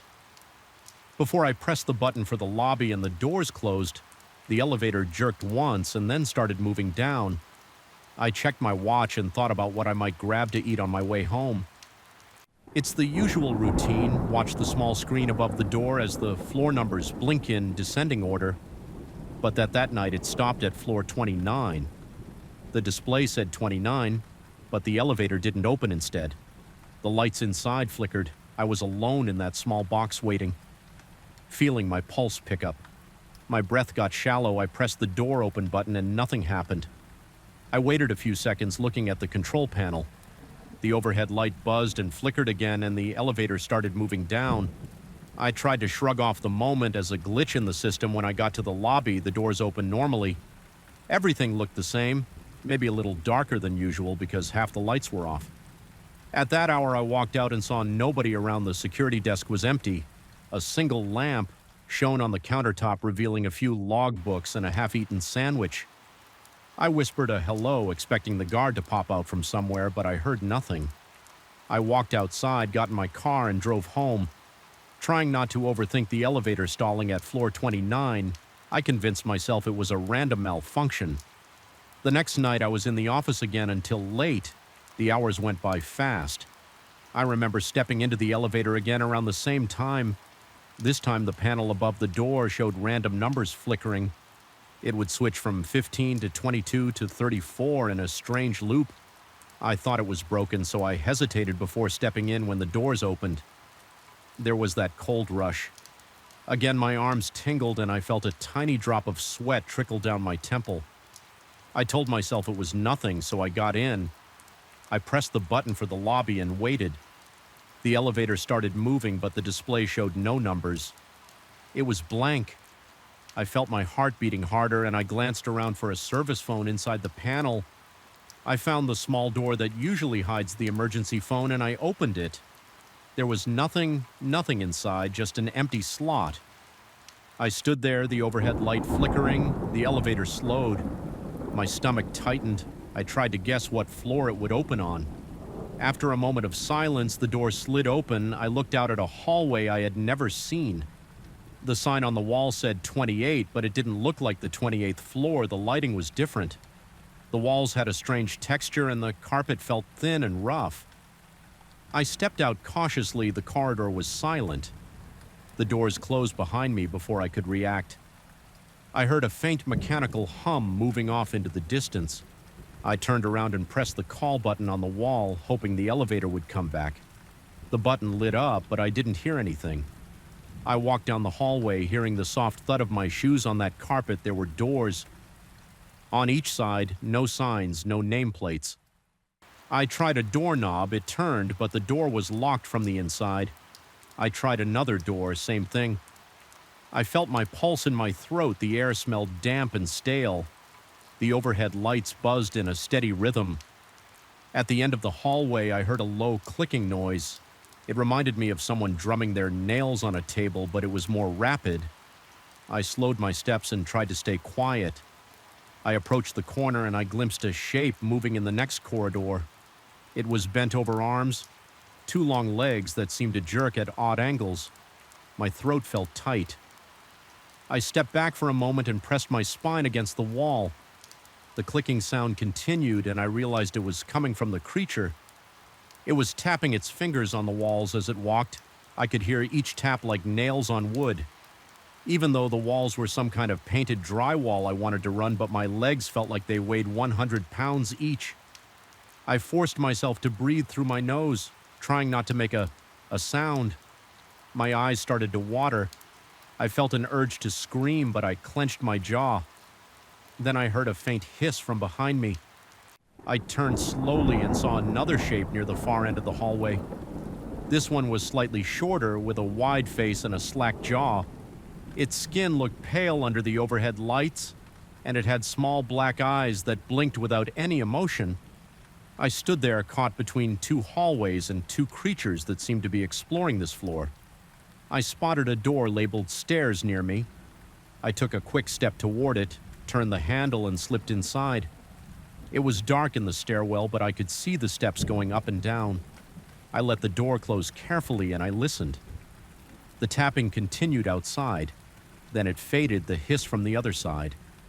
Also faded, my heart pounded. My breath came in shaky bursts. I wiped the sweat off my forehead with my sleeve. I was on some version of the 28th floor, but it wasn't the one I recognized. I didn't know how to get back. I tried the stairwell doors on a few different levels, but they were locked. The stairwell signs didn't look familiar. The numbers were either missing or scratched out. I went up 5 flights before I found another elevator door in the stairwell. It was a small metal door with an elevator access sign. I pulled it open and saw a service elevator inside. There was a panel, a single button, and an empty space where the emergency phone would normally be. I stepped in and pressed the button. The door closed. The lights flickered, and I felt a drop in my stomach as it descended. I tried to steady myself by leaning against the wall. I stared at the control panel. No numbers, just a single button. The elevator slowed and the door slid open. I found myself in the lobby. At least it looked like the normal lobby. With the same reception desk, the same rows of plants near the entrance. A small light behind the desk illuminated a sign-in sheet. I took a breath and stepped out. I looked around. I saw the same half-eaten sandwich. As the night before I hurried out of the building, I got in my car and I drove away as fast as I could. I told myself I would never stay that late again, but work piled up, and within a few days I was back in my office past 9. I kept glancing at the clock, hoping to finish and leave by 10. At the latest, by the time I wrapped up, it was almost 11. My heart sank when I stepped into the hallway and saw the elevator doors at the end. They seemed to invite me with a strange glow from the overhead bulbs. I debated taking the stairs all the way down, but that felt stupid because my office was on the 35th floor. Still, I thought about it. In the end, I told myself I was being irrational, so I went to the elevator again. The panel above the doors was normal this time. Just the number 35 lit up waiting the doors opened, and the interior lights looked the same as they always did. I stepped in with my briefcase in hand. The inside smelled like stale air. I pressed the button for the lobby. The elevator jerked slightly and then started its descent. I kept my eyes on the panel above the door. It counted down 34, 33, 32, 31, 1. I relaxed a bit. Then it stopped at 30 and the doors opened. The hallway outside was dark. There were no overhead lights, just the faint glow from the elevator shining a few feet into the corridor. I saw the shape of a table against the wall. I heard a faint rustling noise like cloth scraping against the floor. My stomach tightened. I pushed the door close button. The door shut and the elevator continued down.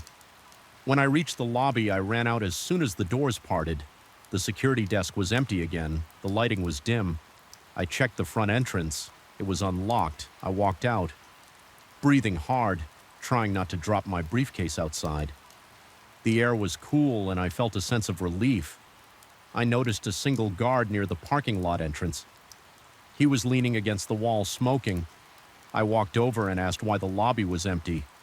He just shrugged and said the main guard had stepped out. I didn't ask any more questions. I just left the next few nights.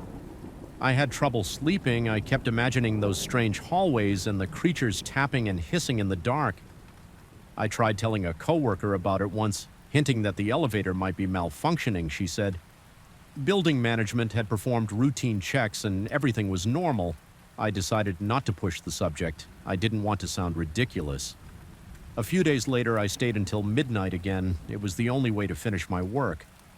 When I called the elevator, I stood to the side, gripping my briefcase so hard my knuckles turned white. The doors opened, I stepped in, I pressed the lobby button. The elevator went down as usual, stopping at a few floors when people pressed the button from the outside, but nobody got on. Each time the doors opened, the hallway was empty, no lights, no people, nothing. One floor had a loud buzzing sound, another had water dripping somewhere. My stomach hurt and sweat formed on my temples. I pressed the door close button each time, wanting to reach the lobby as fast as possible. When I finally got there, the guard was actually sitting at his station. I rushed past him and nodded. He gave me a strange look, but didn't stop me. I drove home, gripping the steering wheel so hard my hands started to cramp. I felt a pounding in my head that lasted until I went to bed. Over the last few nights, the pattern has repeated. The elevator shows me floors I don't recognize. Sometimes it's a quick glimpse of an empty corridor with flickering lights. Sometimes I step out into a hallway that loops around in strange ways, leading me in circles until I find a service elevator. I see shapes that watch me. Some have wide eyes, some have no eyes. I hear tapping, hissing, and the sound of something heavy scraping across a floor. My body reacts with a cold sweat, rapid breathing, and shaky legs. I push my way back to an elevator. I press every button until something takes me down to the lobby again.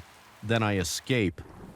I've tried using the stairs from my office to the lobby, but the door's locked from the inside.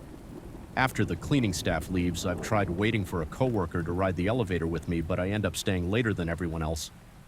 Anyway, my boss demands these late reports. My fear hasn't gone away, but I keep convincing myself I can handle it. That maybe it's all in my head. I avoid direct confrontation with those creatures, but I see them at the edge of my vision. Their movements are jerky, some have elongated arms or strange postures. They seem to guard the floors that appear only after midnight. I don't know if they want me to leave or if they want to keep me there. I only know that each time I see them, I feel a rush of panic. My throat gets tight and I can't speak. Sometimes I can't even swallow tonight. I'm finishing my final report for the quarter. It's 11:50 p.m. The office is silent. I can hear the hum of a vacuum cleaner in the distance, but it fades away. After a minute, the cleaning staff is almost done. My hands are shaking as I type these last lines. I keep glancing at the clock, dreading the moment I have to press that elevator button again. I can't stay here until morning because the building locks down completely at 1 a.m. If I stay, I'll get stuck. If I go, I might end up on those strange floors again. I don't know how long I can keep doing this every night. The elevator seems to pull me deeper into those corridors. Every night I see things that shouldn't exist. I feel the walls closing in. My breathing gets shallow and my heart races. My mind screams for me to stop working these hours, but I have a deadline and I can't quit my job. I have no proof of what I've seen and nobody would believe me anyway. Yet every time I press that button, I wonder if I'll come back. Right now. I'm shutting down my computer. I'm putting my files in my briefcase. My shirt is damp under the arms. My pulse is racing. I can't ignore the reality of this anymore. I have to leave. The elevator is waiting, and I need to hope it takes me where I want to go. I'm not sure what's going to happen. I just know that once the clock passes midnight, the building becomes something else, and I'm the one who's been foolish enough to explore it. I'm heading there now, listening to the echo of my footsteps in the hallway. My throat is tight and my skin feels cold. The elevator doors are in front of me, closed and silent. I reach out to press the button and my finger trembles. I feel that wave of dread washing over me again. It's time to see if I can make it back. I want to start by saying this. I never asked for a transfer to that lighthouse. I had no idea what I was getting into when I got on the boat that morning. The wind smelled like salt and decay, and the trip lasted longer than I expected. The boat's engine coughed the entire way, and the pilot barely said a word. He just pointed off to the distance whenever I asked about the island. When we finally arrived, all I saw was a narrow beach, a rocky slope, and the old tower. Rising on top of it, it didn't look inviting. The paint on. The lighthouse was chipped, and the iron railing around the top was covered in rust. The only person I met that day was the man who dropped off supplies. He nodded once, told me good luck, and then steered the boat around and left. I've never felt so alone. I'm here because my supervisor decided I could handle an isolated post. I've worked in lighthouses before, but never one so far from the mainland. The logbook said the place used to have 2 keepers, but budgets changed. They gave me a few boxes of canned food, some old radio equipment, and the promise that someone would come by every other week to restock me. I felt a knot of worry in my gut right away, but I kept telling myself it was just another job. I'm not a guy who panics easily. I'm used to quiet nights and the sound of waves against the rocks. But I had no idea what was waiting for me. Once the sun went down on my first day, I unpacked everything. I found a small bunk in a room near the bottom of the tower. The walls smelled damp. I heard the drip of water in the corner where a hairline crack LED in the humidity. I checked the generator behind the building. It ran on diesel. There were 2 barrels of fuel, both about half full. I tested the light upstairs. It took a bit, but it turned on and spun as expected. The lens was old and the rotation motor made a harsh grinding noise. I checked the radio. The speaker crackled, but I managed to receive a faint signal. So far, it was just another neglected lighthouse night came, and I decided to do a standard watch. I climbed the spiral stairs to the lantern room. The steps were steep, and my thighs burned by the time I got to the top. I switched on the light and sat on a stool behind the big glass lens. I could see the dark ocean surrounding the island. The beams swept across the water. Sometimes I saw small flecks of foam. Mostly, I just saw endless black. I tried to keep myself alert, but nothing happened for hours. The wind whistled outside, and the small windows rattled in their frames. It felt cold. Eventually, I decided to go down, grab something to eat, and try the radio again. The static was louder at night, but I heard no voices. No passing ships reached out, no distant stations. Just that crackle in my ears. I went to my bunk around midnight. I woke up 2 hours later to a strange light outside. My pulse started pounding, and I sat up straight. I saw a faint glow seeping through the small window in my room. It wasn't the beam of the lighthouse. This light flickered greenish-white, and it seemed to move. I felt a chill spar across my back as I realized it was coming from the beach below. I stood, grabbed a flashlight, and slid into my boots. The air in the lighthouse felt damp against my skin. I walked down the hallway and unlatched the door as soon as I stepped onto the rocky path. I noticed the wind had died. Everything felt still, except for that floating glow. Down by the water, I walked carefully toward the shore. I heard the waves lapping at the sand, and I tasted salt on my tongue. I got about 20 yards away from the water and aimed my flashlight in that moment. The greenish-white glow faded. The beach looked empty. I scanned the flashlight beam back and forth. Heart thumping, the sand looked flat and smooth, except for a few sets of footprints. At first I thought they were mine, but then I realized they were bigger spaced differently. My chest tightened. I moved the beam up and saw no one. The sky was overcast and the ocean had a dull sheen. The footprints led up the beach, headed toward the rocks near the lighthouse. I followed them for a while, feeling my palms sweat and my breathing go shallow. Suddenly, the prints just stopped at a patch of pebbles. There was no indication of where they went. The trail didn't curve and it didn't lead into the water. It ended as if whoever made them disappeared. I felt my stomach tense. I shone the light around but saw no movement. My mind started racing. I thought maybe I was half asleep imagining things. But when I placed my boot next to one of those prints, I saw a real indentation, probably made by something heavier than me. I realized I was shaking. I rubbed my forehead, forced myself to take a breath, and decided to head back to the lighthouse. I spent the rest of that night sitting in the kitchen listening to the silence. My flashlight stayed on the table. I kept glancing at the door, worried I'd hear a knock or footsteps outside, but nothing else happened. When morning light finally came, I walked back out to the beach. I expected to see footprints, but the tide had wiped the sand clean. No sign of anything. I felt exhausted, but I forced myself to check the entire shoreline. Then the path near the rocks. All I found were gulls squawking overhead. My clothes felt sticky with sweat. I had a headache from lack of sleep. I spent the day pacing around the tower, double-checking the supply shed and reorganizing the radio equipment.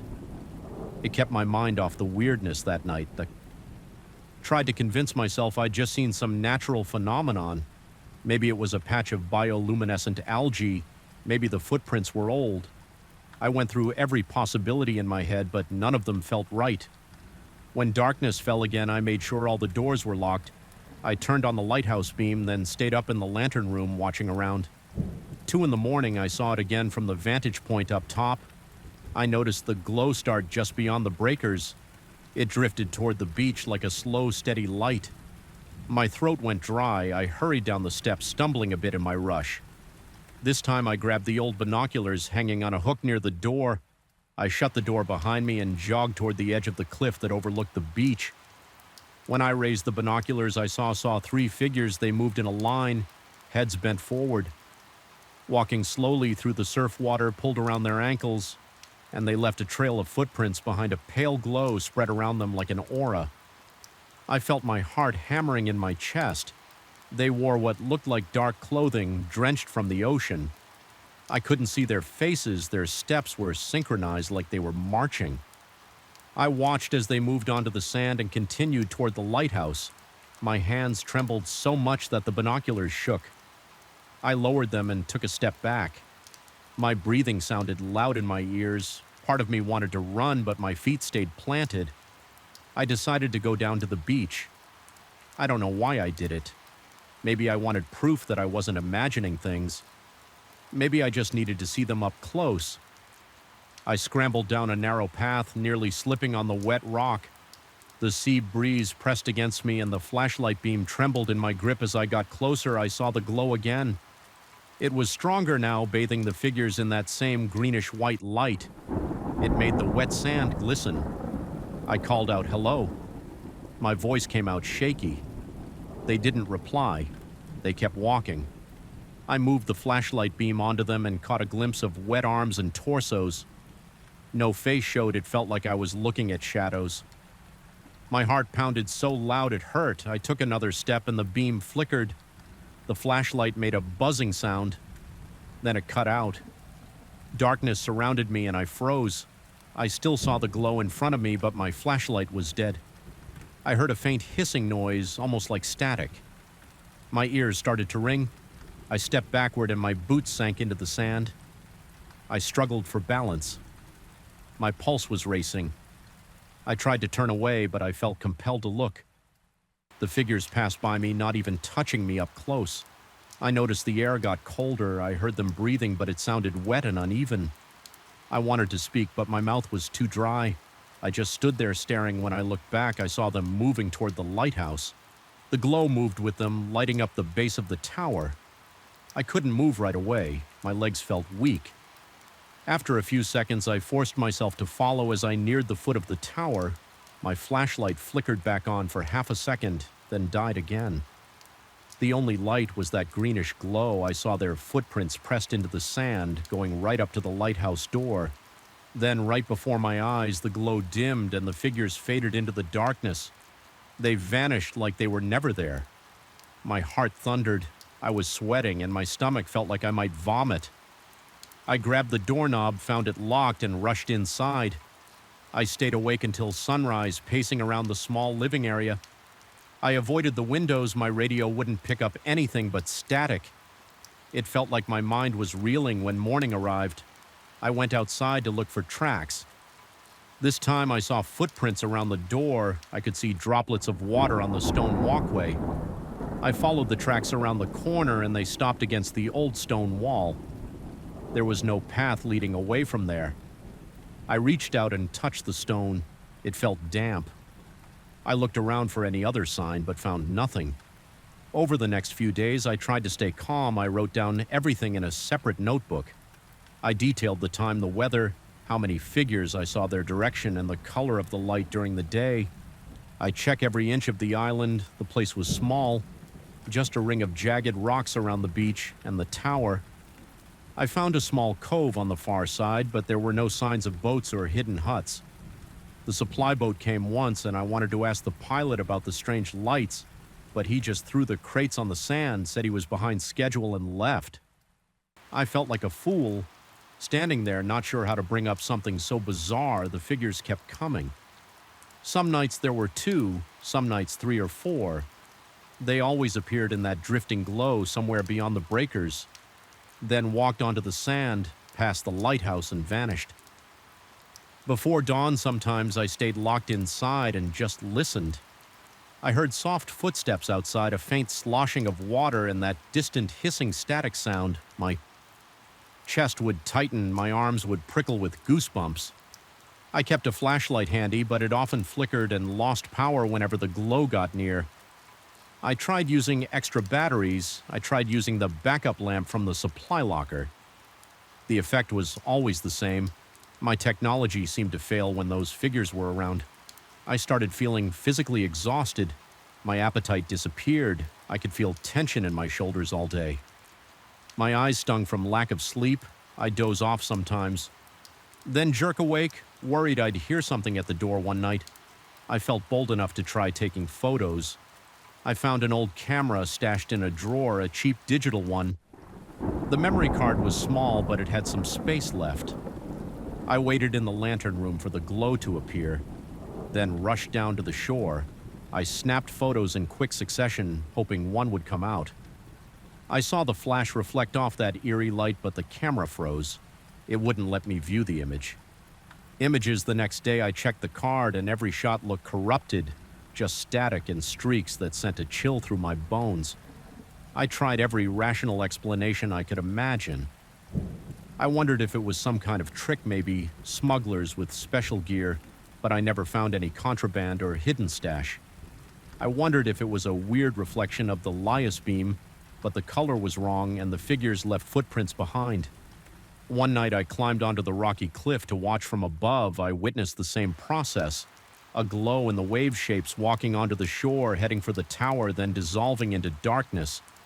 My heart pounded so hard I had to crouch down and catch my breath. I felt shaky, like my body couldn't handle the adrenaline anymore. After a couple of weeks, my eyes were sunken and my hands shook during the day. Every time I tried to call for help on the radio, it fizzled and went silent. The supply boat didn't show up on schedule. I felt trapped. The nights seemed longer. I started counting the hours until sunrise, but time dragged. Each evening, I'd sit in the kitchen with the lantern lit, chewing on stale crackers just to keep my jaws moving. My stomach churned with anxiety. It felt like the place was wearing me down bit by bit. I forced myself to keep a routine in the morning. I'd eat something and then do maintenance tasks. I'd check the fuel for the generator, see if the light worked, and make notes in the official lighthouse log. I tried to ignore the footprints I would sometimes find near the door. They were always wet, often large and deep. I would clean them up and then stand there, feeling my pulse racing. The sense of being watched never went away. Even in broad daylight, I'd catch myself looking over my shoulder, expecting to see someone standing behind me one night. I decided I'd try to confront them. I was tired of cowering indoors. I prepared a strong flashlight, wrapped a spare battery pack around my waist, and grabbed a wooden club I found in the shed around 1 a.m. I spotted the glow. I marched down to the beach, adrenaline pumping through my veins. The glow bobbed on the water's surface. Then I saw 4 figures emerge. They moved slowly toward me, leaving trails in the wet sand. I raised the flashlight, and it died instantly. My wooden club felt slippery in my hand. I took a step forward, but my knees trembled. I tried to shout. "Stop!" My voice cracked. They came close, maybe 10 feet away. I heard them breathing, that wet rasping. The glow hurt my eyes and the hair on my arms stood on end. I felt a deep chill in my limbs. My body refused to move, like I was stuck in that moment. Then the glow started to fade. The air felt thicker. My chest tightened and I stumbled backward, nearly losing my balance before I could steady myself. They were gone. One moment I saw them reaching the rocks near the lighthouse, and the next, nothing. No footprints, no glow, no sound. I felt my pulse pounding in my neck. My breath came in short gasps. I realized I couldn't do anything to stop them. I couldn't touch them or photograph them. I couldn't even speak to them. They just appeared, walked past, and vanished each time they left. Footprints or wet patches as proof that something physical was there. But they never stayed until dawn. They never tried to break in. They never showed hostility. But their presence made my skin crawl by the end of my stay. I was a mess. I slept only during the daytime for a couple of hours every night. I'd see that glow in those figures. My mouth went dry every time my hands trembled from fear. My heart pounded so hard I worried it would give out, but they never harmed me. They just marched along the beach up to the tower and vanished. Eventually, the relief boat came one morning and I didn't hesitate. I stuffed my things in a duffel bag, handed over the lighthouse keys, and left the island without saying much. On the ride back, I stared at the gray water and tried not to think about those footprints or the glow on the waves. Even now, when I recall it, I feel my chest tighten and my stomach twist. I just know what I saw, and it still keeps me awake. Some nights I can't explain it, and I'm not sure I want to. I just hope I never see that glowing light again. I walked into that building on a rainy Tuesday morning, expecting nothing unusual. I had my tool bag in one hand and a folded work order in the other. I was tired, but I felt confident I could handle another routine plumbing job. When I stepped inside, I smelled old carpet and wet plaster. The manager handed me a few keys and said there were leaks in the basement. He was friendly enough, but he spoke fast and his eyes dark around, like he didn't want to be there any longer than necessary. I didn't think much of it at the time. I just nodded, took the keys, and headed for the basement door. I remember thinking that the lights in the hallway flickered too often. I assumed it was a bad electrical circuit. I had no idea what waited for me in the depths below. My name is Gary. I'm a plumber, and I've been working in this field for almost 10 years. I've seen my share of flooded basements, busted pipes, and suspicious leaks. I can usually tell when water damage hides something worse. But that day I missed all the early signs that this building was different. Maybe I was too focused on finishing the job quickly. Maybe I was just tired from the day before. Either way, I pushed open the basement door and started down the concrete steps, humming a quiet tune to keep myself company. The basement smelled stale and damp. I saw water stains on the walls, forming dark rings that spread across the exposed concrete. The overhead bulbs buzzed. Their light was weak, and I noticed a few flickering off and on. The manager had told me to find the main valve in the back room. He said the pipes there had been making strange noises and leaking around the joints. I walked through a narrow corridor, stepping over puddles. My boots made splashing sounds that echoed. The sound bothered me a bit because it felt too loud in that cramped space. I finally reached the back room. It looked like a standard maintenance area. There were shelves full of old tools, boxes of spare parts, and a strong smell of metal and grease. The pipes on the ceiling were covered in rust, and some of them dripped water onto the floor. I set my tool bag down, took out a flashlight, and shone it around. I saw the main valve near the far wall. I climbed on a short step ladder to get a better look at the damaged sections of pipe. That's when I heard something that made me pause. I heard a voice say, "Gary." At first, I thought it was my imagination. I switched off my flashlight and stood still. The room was so quiet that I could hear my own breathing. I tried to see if someone was in the hallway. I leaned toward the door, but I didn't see or hear anything else. I shook my head and told myself it was just the old pipes making weird sounds. I flicked the flashlight back on and resumed my inspection a few minutes later. The voice came again, this time. It felt closer, almost right behind me. I spun around, but the room was empty. My heart pounded. I felt sweat gathering on my forehead and my palms got clammy. I called out, "Hello, anyone here?" My voice bounced off the walls. No answer. It seemed ridiculous, but I could have sworn I heard my own name.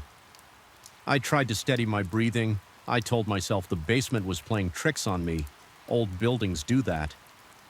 Sometimes I forced myself to focus on the job. I replaced a section of pipe, tightened a few joints, and made sure nothing else was leaking. I turned off the main valve for a moment to check the water flow. Everything seemed normal. I was about to climb down the ladder when I noticed a crack in the far corner of the room. It wasn't on the ceiling or the walls, it was on the floor. Near some old shelves, I hopped down and walked over to it.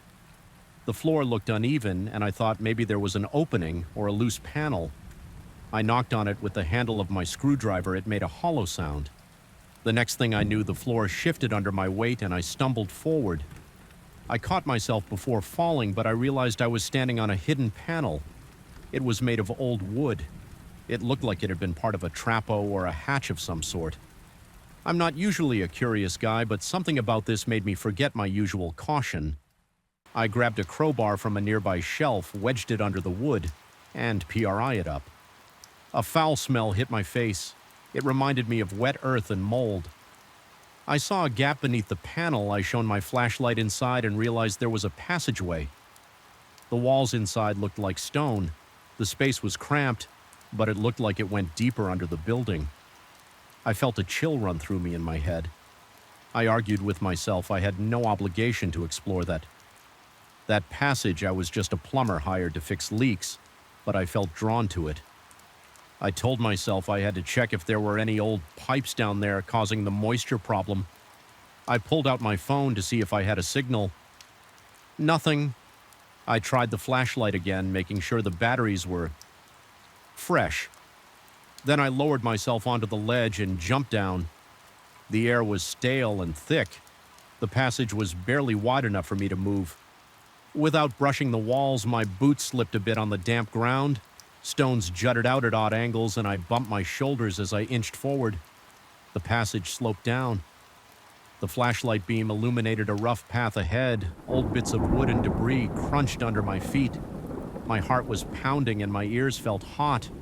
I was uneasy, but I kept going after maybe 10 steps. I reached a larger space. The ceiling rose and the walls opened up into something like a small chamber. I saw old bricks stacked around the edges as if someone had tried to seal off the parts of the area. I also saw metal pipes overhead. They connected to the building's foundation, but they branched off into these older tunnels. It was hard to tell what everything was for. I moved the light around slowly.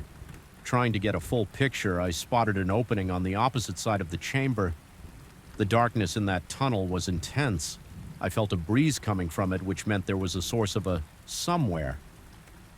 That's when I heard the voice again. Gary, it sounded soft, but this time it seemed to echo around the chamber. I felt my hands shake. I swallowed hard, trying to calm myself. There was nobody there. I aimed my flashlight in all directions, calling out, "Who's down here?" My voice sounded smaller than I wanted. I took a step forward, shining the light into the next tunnel. The voice spoke again. "Come this way." It felt like it was right in my ear, but I still saw nobody. I started to doubt my sanity. I wondered if maybe I was breathing in fumes or mold spores that made me hear things, but the voice was too clear. It was definitely a human voice. I thought about going back, but I was already in too deep. My curiosity took over. I wanted to figure out what was happening. I felt a mix of dread and excitement. My stomach twisted, but I stepped into the next tunnel. The walls here were narrower, the air felt colder. My flashlight caught glimpses of strange markings etched into the stone. They looked like small crosses and random letters carved in a messy way. I felt my pulse race. My knees felt weak, but I kept walking. The tunnel curved and I had to duck to avoid hitting my head on the low ceiling.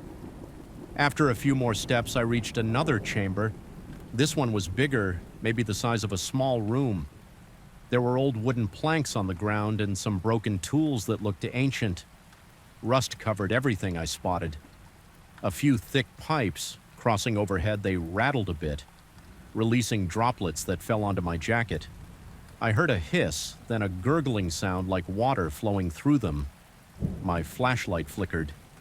The batteries were new, but the light dimmed for a second, then came back. I felt a surge of panic. I had a spare flashlight in my bag, but it was back in the basement room. I cursed under my breath, hoping my main flashlight would last. I heard the voice again. It was a whisper now, speaking my name over and over. Gary, Gary, it felt like it was circling the chamber, bouncing from wall to wall. I turned in a slow circle, trying to pinpoint the source. My footsteps crunched on the loose debris. I looked at the ground and noticed something metal sticking out of the dirt.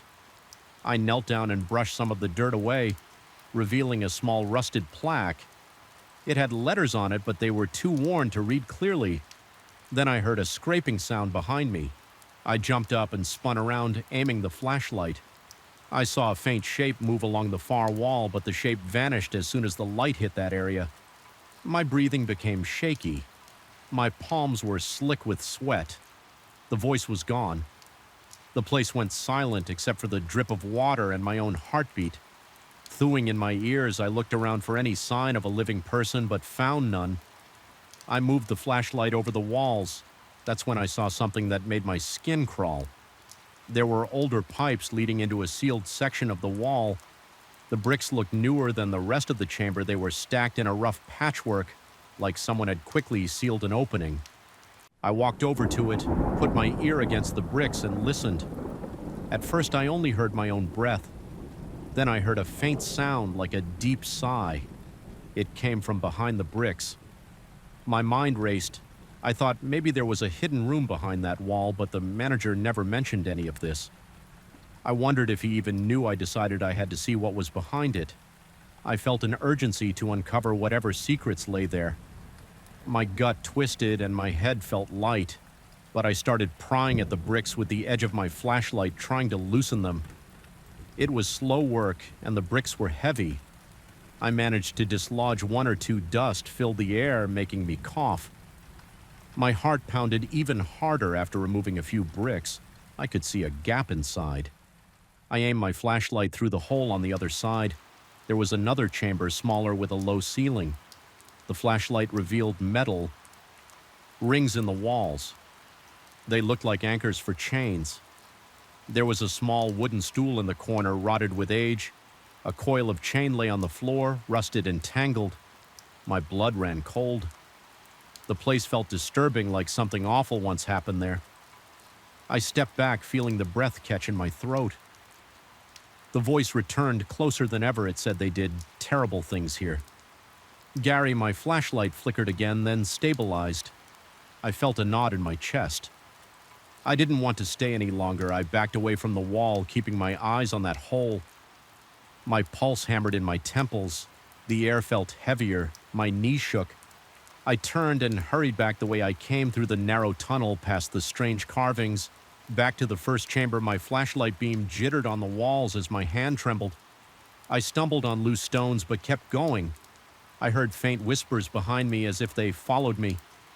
The voice repeated my name, but I refused to look back.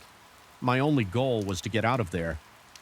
My breathing was ragged and my legs ached from the awkward crouch I had to maintain when I reached the chamber. With the wooden hatch, I scrambled up and grabbed the edge of the open floor panel. I pulled myself back into the basement's maintenance room and slammed the panel shut. My hands fumbled as I tried to fit the hatch back into place. I didn't care if it was perfect, I just wanted to seal it. I stood there panting, staring at the closed panel. My shirt was soaked with sweat. My mind raced with questions, but I had no answers. I looked at my watch and saw that I'd been down there for almost an hour. Though it felt longer, I gathered my tools with shaky hands. I wiped the sweat off my face. My breath still came in quick bursts. I didn't want to stay in that basement for another second. I turned off the main valve again and grabbed my stuff and made my way up the stairs. My mind replayed the sight of that sealed chamber and the chains on the walls. When I reached the lobby, the manager was nowhere to be seen. I left a note on the reception desk. I explained that I fixed the leaky pipe, but recommended an inspection of the basement structure. I didn't mention the hidden tunnels. I didn't mention the voice. I figured nobody would believe me, and I didn't want to return to that place. I just wanted to leave as soon as I stepped outside. I felt the cool air hit my sweaty skin. My nerves were shot and my stomach churned. I walked to my van, threw my tools in the back, and sat behind the wheel. I locked the doors. Even though it was broad daylight, I started the engine and took one last look at the building. The windows looked old and lifeless, like they hid secrets behind every curtain. Part of me wanted to forget everything I saw. Another part of me felt a sick curiosity about what else might be hidden underneath those floors.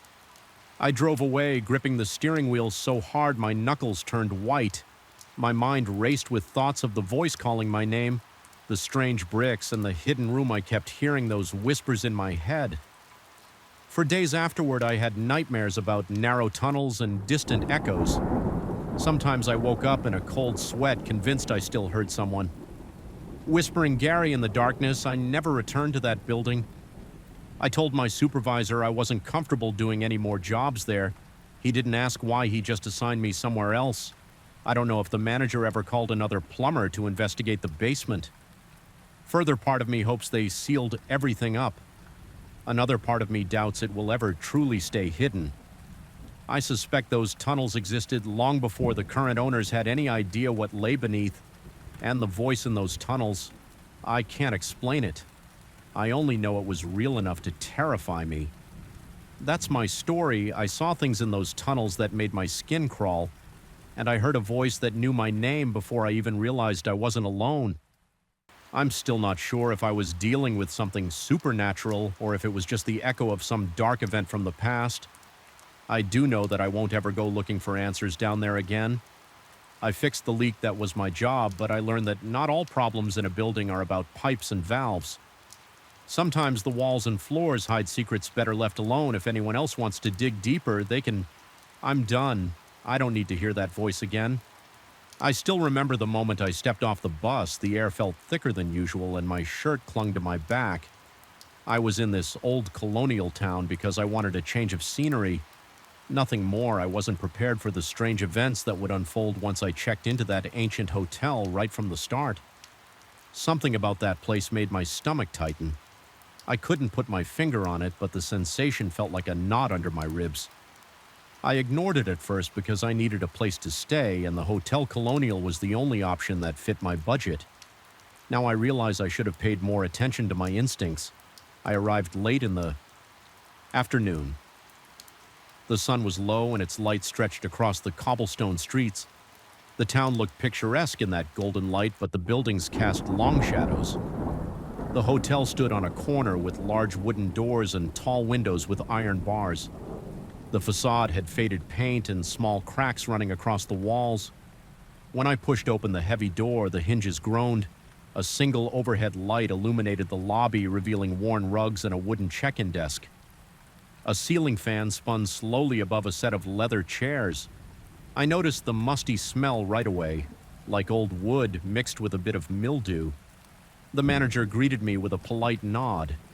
He was a tall, thin man with sunken cheeks and short gray hair. He wore a vest that looked a bit too big for him. His voice was soft, but it echoed around the empty space. I told him my name, and he checked my reservation in a leather-bound ledger. There was no computer in sight. He handed me a brass key with a tag that read, Room 14. Then he told me the room was on the second floor. At the end of the hallway, I took the narrow staircase. The steps creaked under my feet, and the railing wobbled a little whenever I put any weight on it. The walls on the staircase were lined with old portraits of stern-looking men and women. Their eyes seemed to follow me as I climbed. When I reached the second floor, I turned left and walked to the very end of the hallway. The corridor smelled stale, and a single light bulb flickered overhead. The doors all had brass numbers nailed to them. Mine was the last one on the right. The key jammed a bit in the lock, so I had to wiggle it. I pushed open the door and flipped the light switch. A single overhead lamp lit the room. The furniture was old. There was a wooden dresser with peeling varnish, a small desk near the window, and a bed with a tall headboard carved with FL oral designs. The air inside felt stiff, and my first thought was to open a window, but the shutters seemed stuck. I tugged on them, and they finally gave way. With a scraping sound, a slight breeze entered, carrying the scent of dust and distant cooking fires from the street below. I dropped my bag and sat on the bed. The mattress felt firm and the sheets looked clean but well worn. My body felt tired from the bus ride, so I decided to freshen up. The bathroom door was right next to the dresser. Inside, the sink had a stained porcelain bowl and the faucet squeaked when I turned it on. The water ran cold and clear. I splashed some on my face and stared at myself in the mirror. My eyes looked bloodshot and I felt a mild headache forming at my temples. I wiped my face, then walked back into the room. I noticed the walls had patches of discoloration near the corners. The wooden floor creaked with every step. Night came faster than I expected. I had a quick dinner at a small cafe across the street, then returned to my room. The hallway lights were dim and I heard soft music echoing from the lobby. There was no one else around back inside. I shut the door and flicked on the overhead lamp as I changed into more comfortable clothes. I thought I heard a faint shuffling sound coming from behind the walls. It reminded me of something dragging or sliding, but it was too faint to identify clearly. I paused and listened. The sound stopped. I shrugged it off and told myself it was probably an old pipe or some rodent in the walls. I turned out the light and lay on the bed. The sheets felt a bit cold. My eyes struggled to adjust to the darkness because there was only a small sliver of moonlight coming through the open shutters. I was about to drift off when I heard the floor creak near the door. My body tensed and I sat up. My heart pounded and I felt a rush of heat spread through my chest. I stared at the spot where I thought the sound came from, but I couldn't see anything. The darkness made everything look flat and lifeless. Then I heard what sounded like a whisper. It was soft, like a breath. Not a clear voice. I couldn't pick out words or any real meaning. It just sounded like someone exhaling close to my ear. I jumped out of bed, flipped the light back on, and scanned the room. Nothing looked out of place. The door was still shut. The window was open, but there was nobody outside. My ears started ringing a bit, and I realized I was breathing heavily. I forced myself to calm down and check the bathroom. It was empty. I even looked behind the curtains. Nothing. Finally, I told myself I was just jumpy because the hotel was old and unfamiliar. I turned the light off again and tried to sleep. My dreams were restless, filled with strange shapes I couldn't identify. I kept waking up sweating and uneasy. At one point, I felt like someone was watching me from the corner of the room, but whenever I sat up, I only saw the same worn furniture the next morning. I woke up later than I planned. The sun was shining through the shutters, and my body felt sore like I hadn't slept properly. I took a quick shower, got dressed, and went downstairs for breakfast. The dining area was a small room next to the lobby. It had a few tables and simple chairs. I sat down, and a woman brought me coffee and a plate with bread and fruit. She didn't speak much, and she moved quietly around the tables. I looked around for other guests, but there were only empty tables. The manager wasn't there. I finished my meal and decided to explore the town during the day. The streets were bustling with tourists and locals. People sold handmade crafts, and there were small museums showcasing local history. I visited a couple of them. One described the colonial period and showed old photographs of the same streets I was walking on. I noticed a black and white photo of the Hotel Colonial. It looked almost the same except for a sign above the door that's no longer there. I read a small plaque under the photo. It mentioned that the hotel was once owned by a wealthy family that had left under mysterious circumstances. It didn't mention deaths or anything like that, but it implied there was an unresolved problem that made the family leave.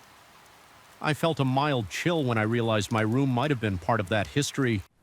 I spent most of the afternoon wandering around, eating local snacks and checking out the architectural sites by sunset. My feet were tired and my head felt clouded from the heat. I returned to the hotel, hoping for a better night's sleep. The hallway was empty again, and I noticed that same stale smell. My footsteps echoed against the old floorboards, and I felt a slight pressure in my chest. When I reached my door inside my room, I found that the shutters were open again, even though I remembered closing them before I left. I looked around to see if housekeeping had come in, but nothing else seemed touched. The bed was still unmade, and my bag was in the same spot. I pulled the shutters shut again and locked them. Then I went to clean up in the bathroom. While I was washing my face, I heard a small scrape on the room's floor. I froze, my hands still wet. I shut off the faucet and listened. The sound was brief, like a chair being moved slightly across the wooden boards. I dried my face on a towel and stepped out of the bathroom. The chair at the small desk was turned slightly away from the desk, like someone had shifted it. I knew I'd left it. Tucked in, my throat felt tight and my palms started sweating. I approached the chair. I didn't see anything on it, under it or around it. I slid it back in place and tried to shake off the nervous feeling. Night fell again. This time, I felt determined to sleep, but also on edge. I had a single lamp on as I lay in bed flipping through some local brochures. I'd grab the words blurred on the page because I couldn't concentrate. The silence weighed on me. It almost felt too quiet, like the entire building was holding its breath. I turned off the lamp around 11 p.m. and tried to rest sometime after midnight. I jolted awake. A cold draft blew across my arms, making the hairs on my skin stand up. I noticed the shutters were open again. My heart pounded and my mind raced with explanations. Maybe the lock was broken, or maybe I hadn't locked them properly. The curtains billowed slightly and the moonlight lit part of the floor. I saw a faint outline near the desk, like a vertical shape that seemed darker than the rest of the room. It moved slightly, then vanished as my eyes focused.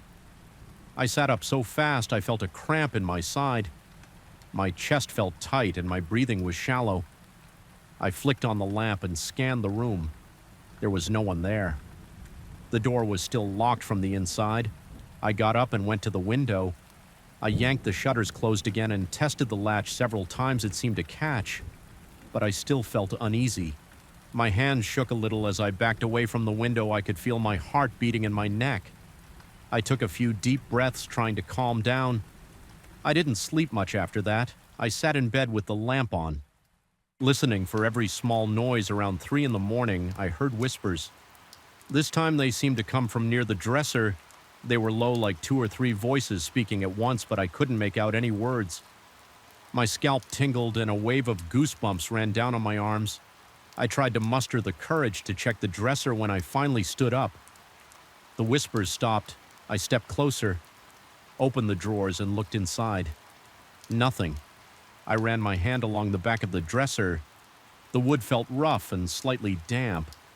I heard a soft tap behind it, like something shifting. My chest felt tight again, and I felt an urgent need to back away at dawn. I finally got a short burst of sleep. The morning light came through the gaps in the shutters, and I woke up groggy and anxious. I decided to talk to the manager. Maybe he had some explanation for the strange things happening in room 14. I went downstairs and found him at the desk. He looked up and greeted me with a polite nod.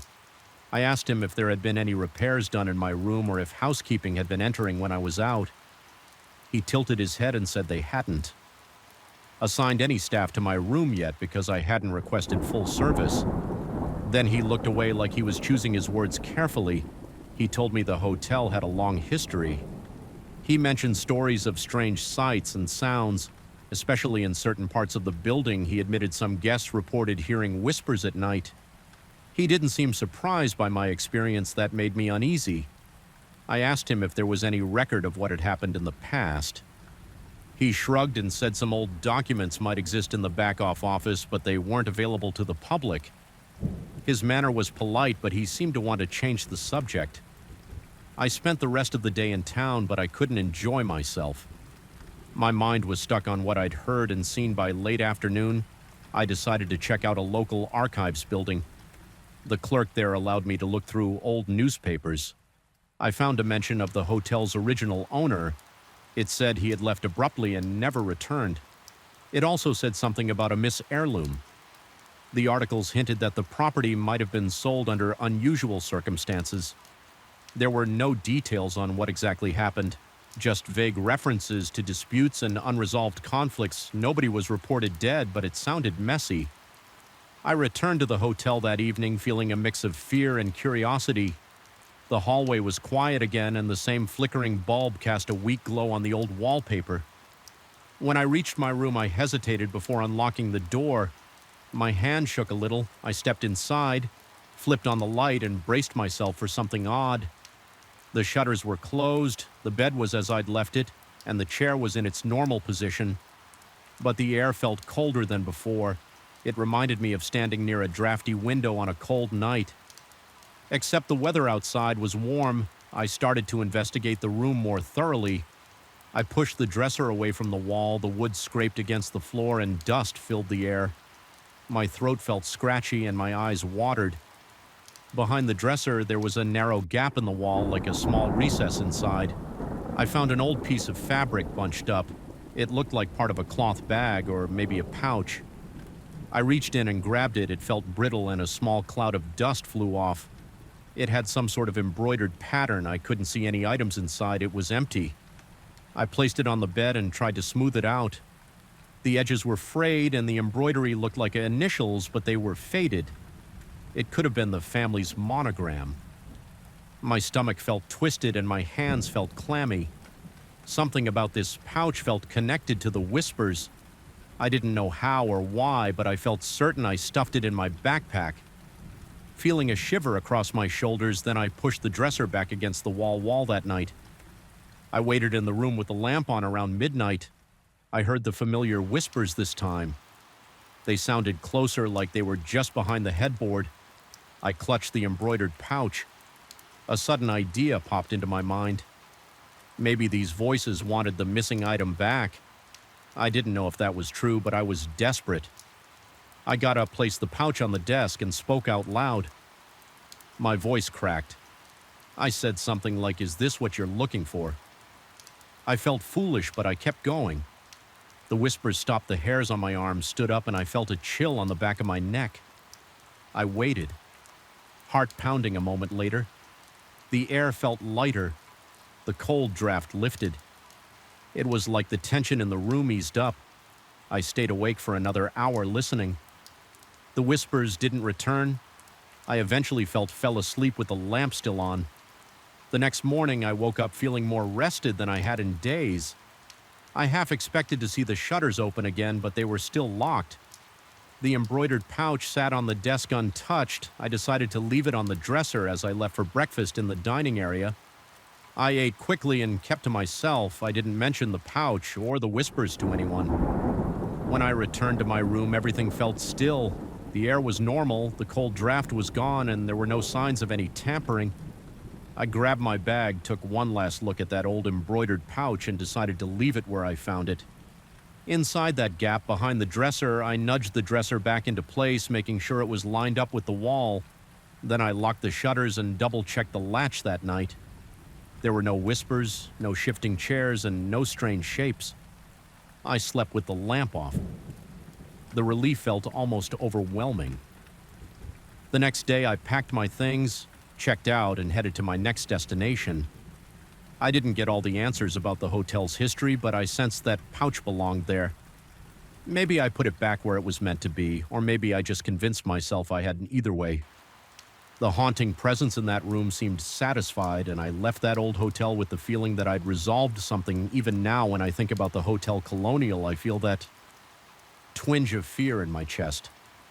But I also remember that cold draft lifting and the way the whispers suddenly stopped. I can't explain any of it, but I know it was real. If anyone ever asks me about the strangest place I've stayed, I always mention room 14 at the Hotel Colonial. I described the soft whispers, the chilling draft, and the uneasy nights. I also mention how in the end I found that old embroidery pouch behind the dresser. I don't claim to know what it all meant, but I'll never forget how it felt, and that's all there is to forever.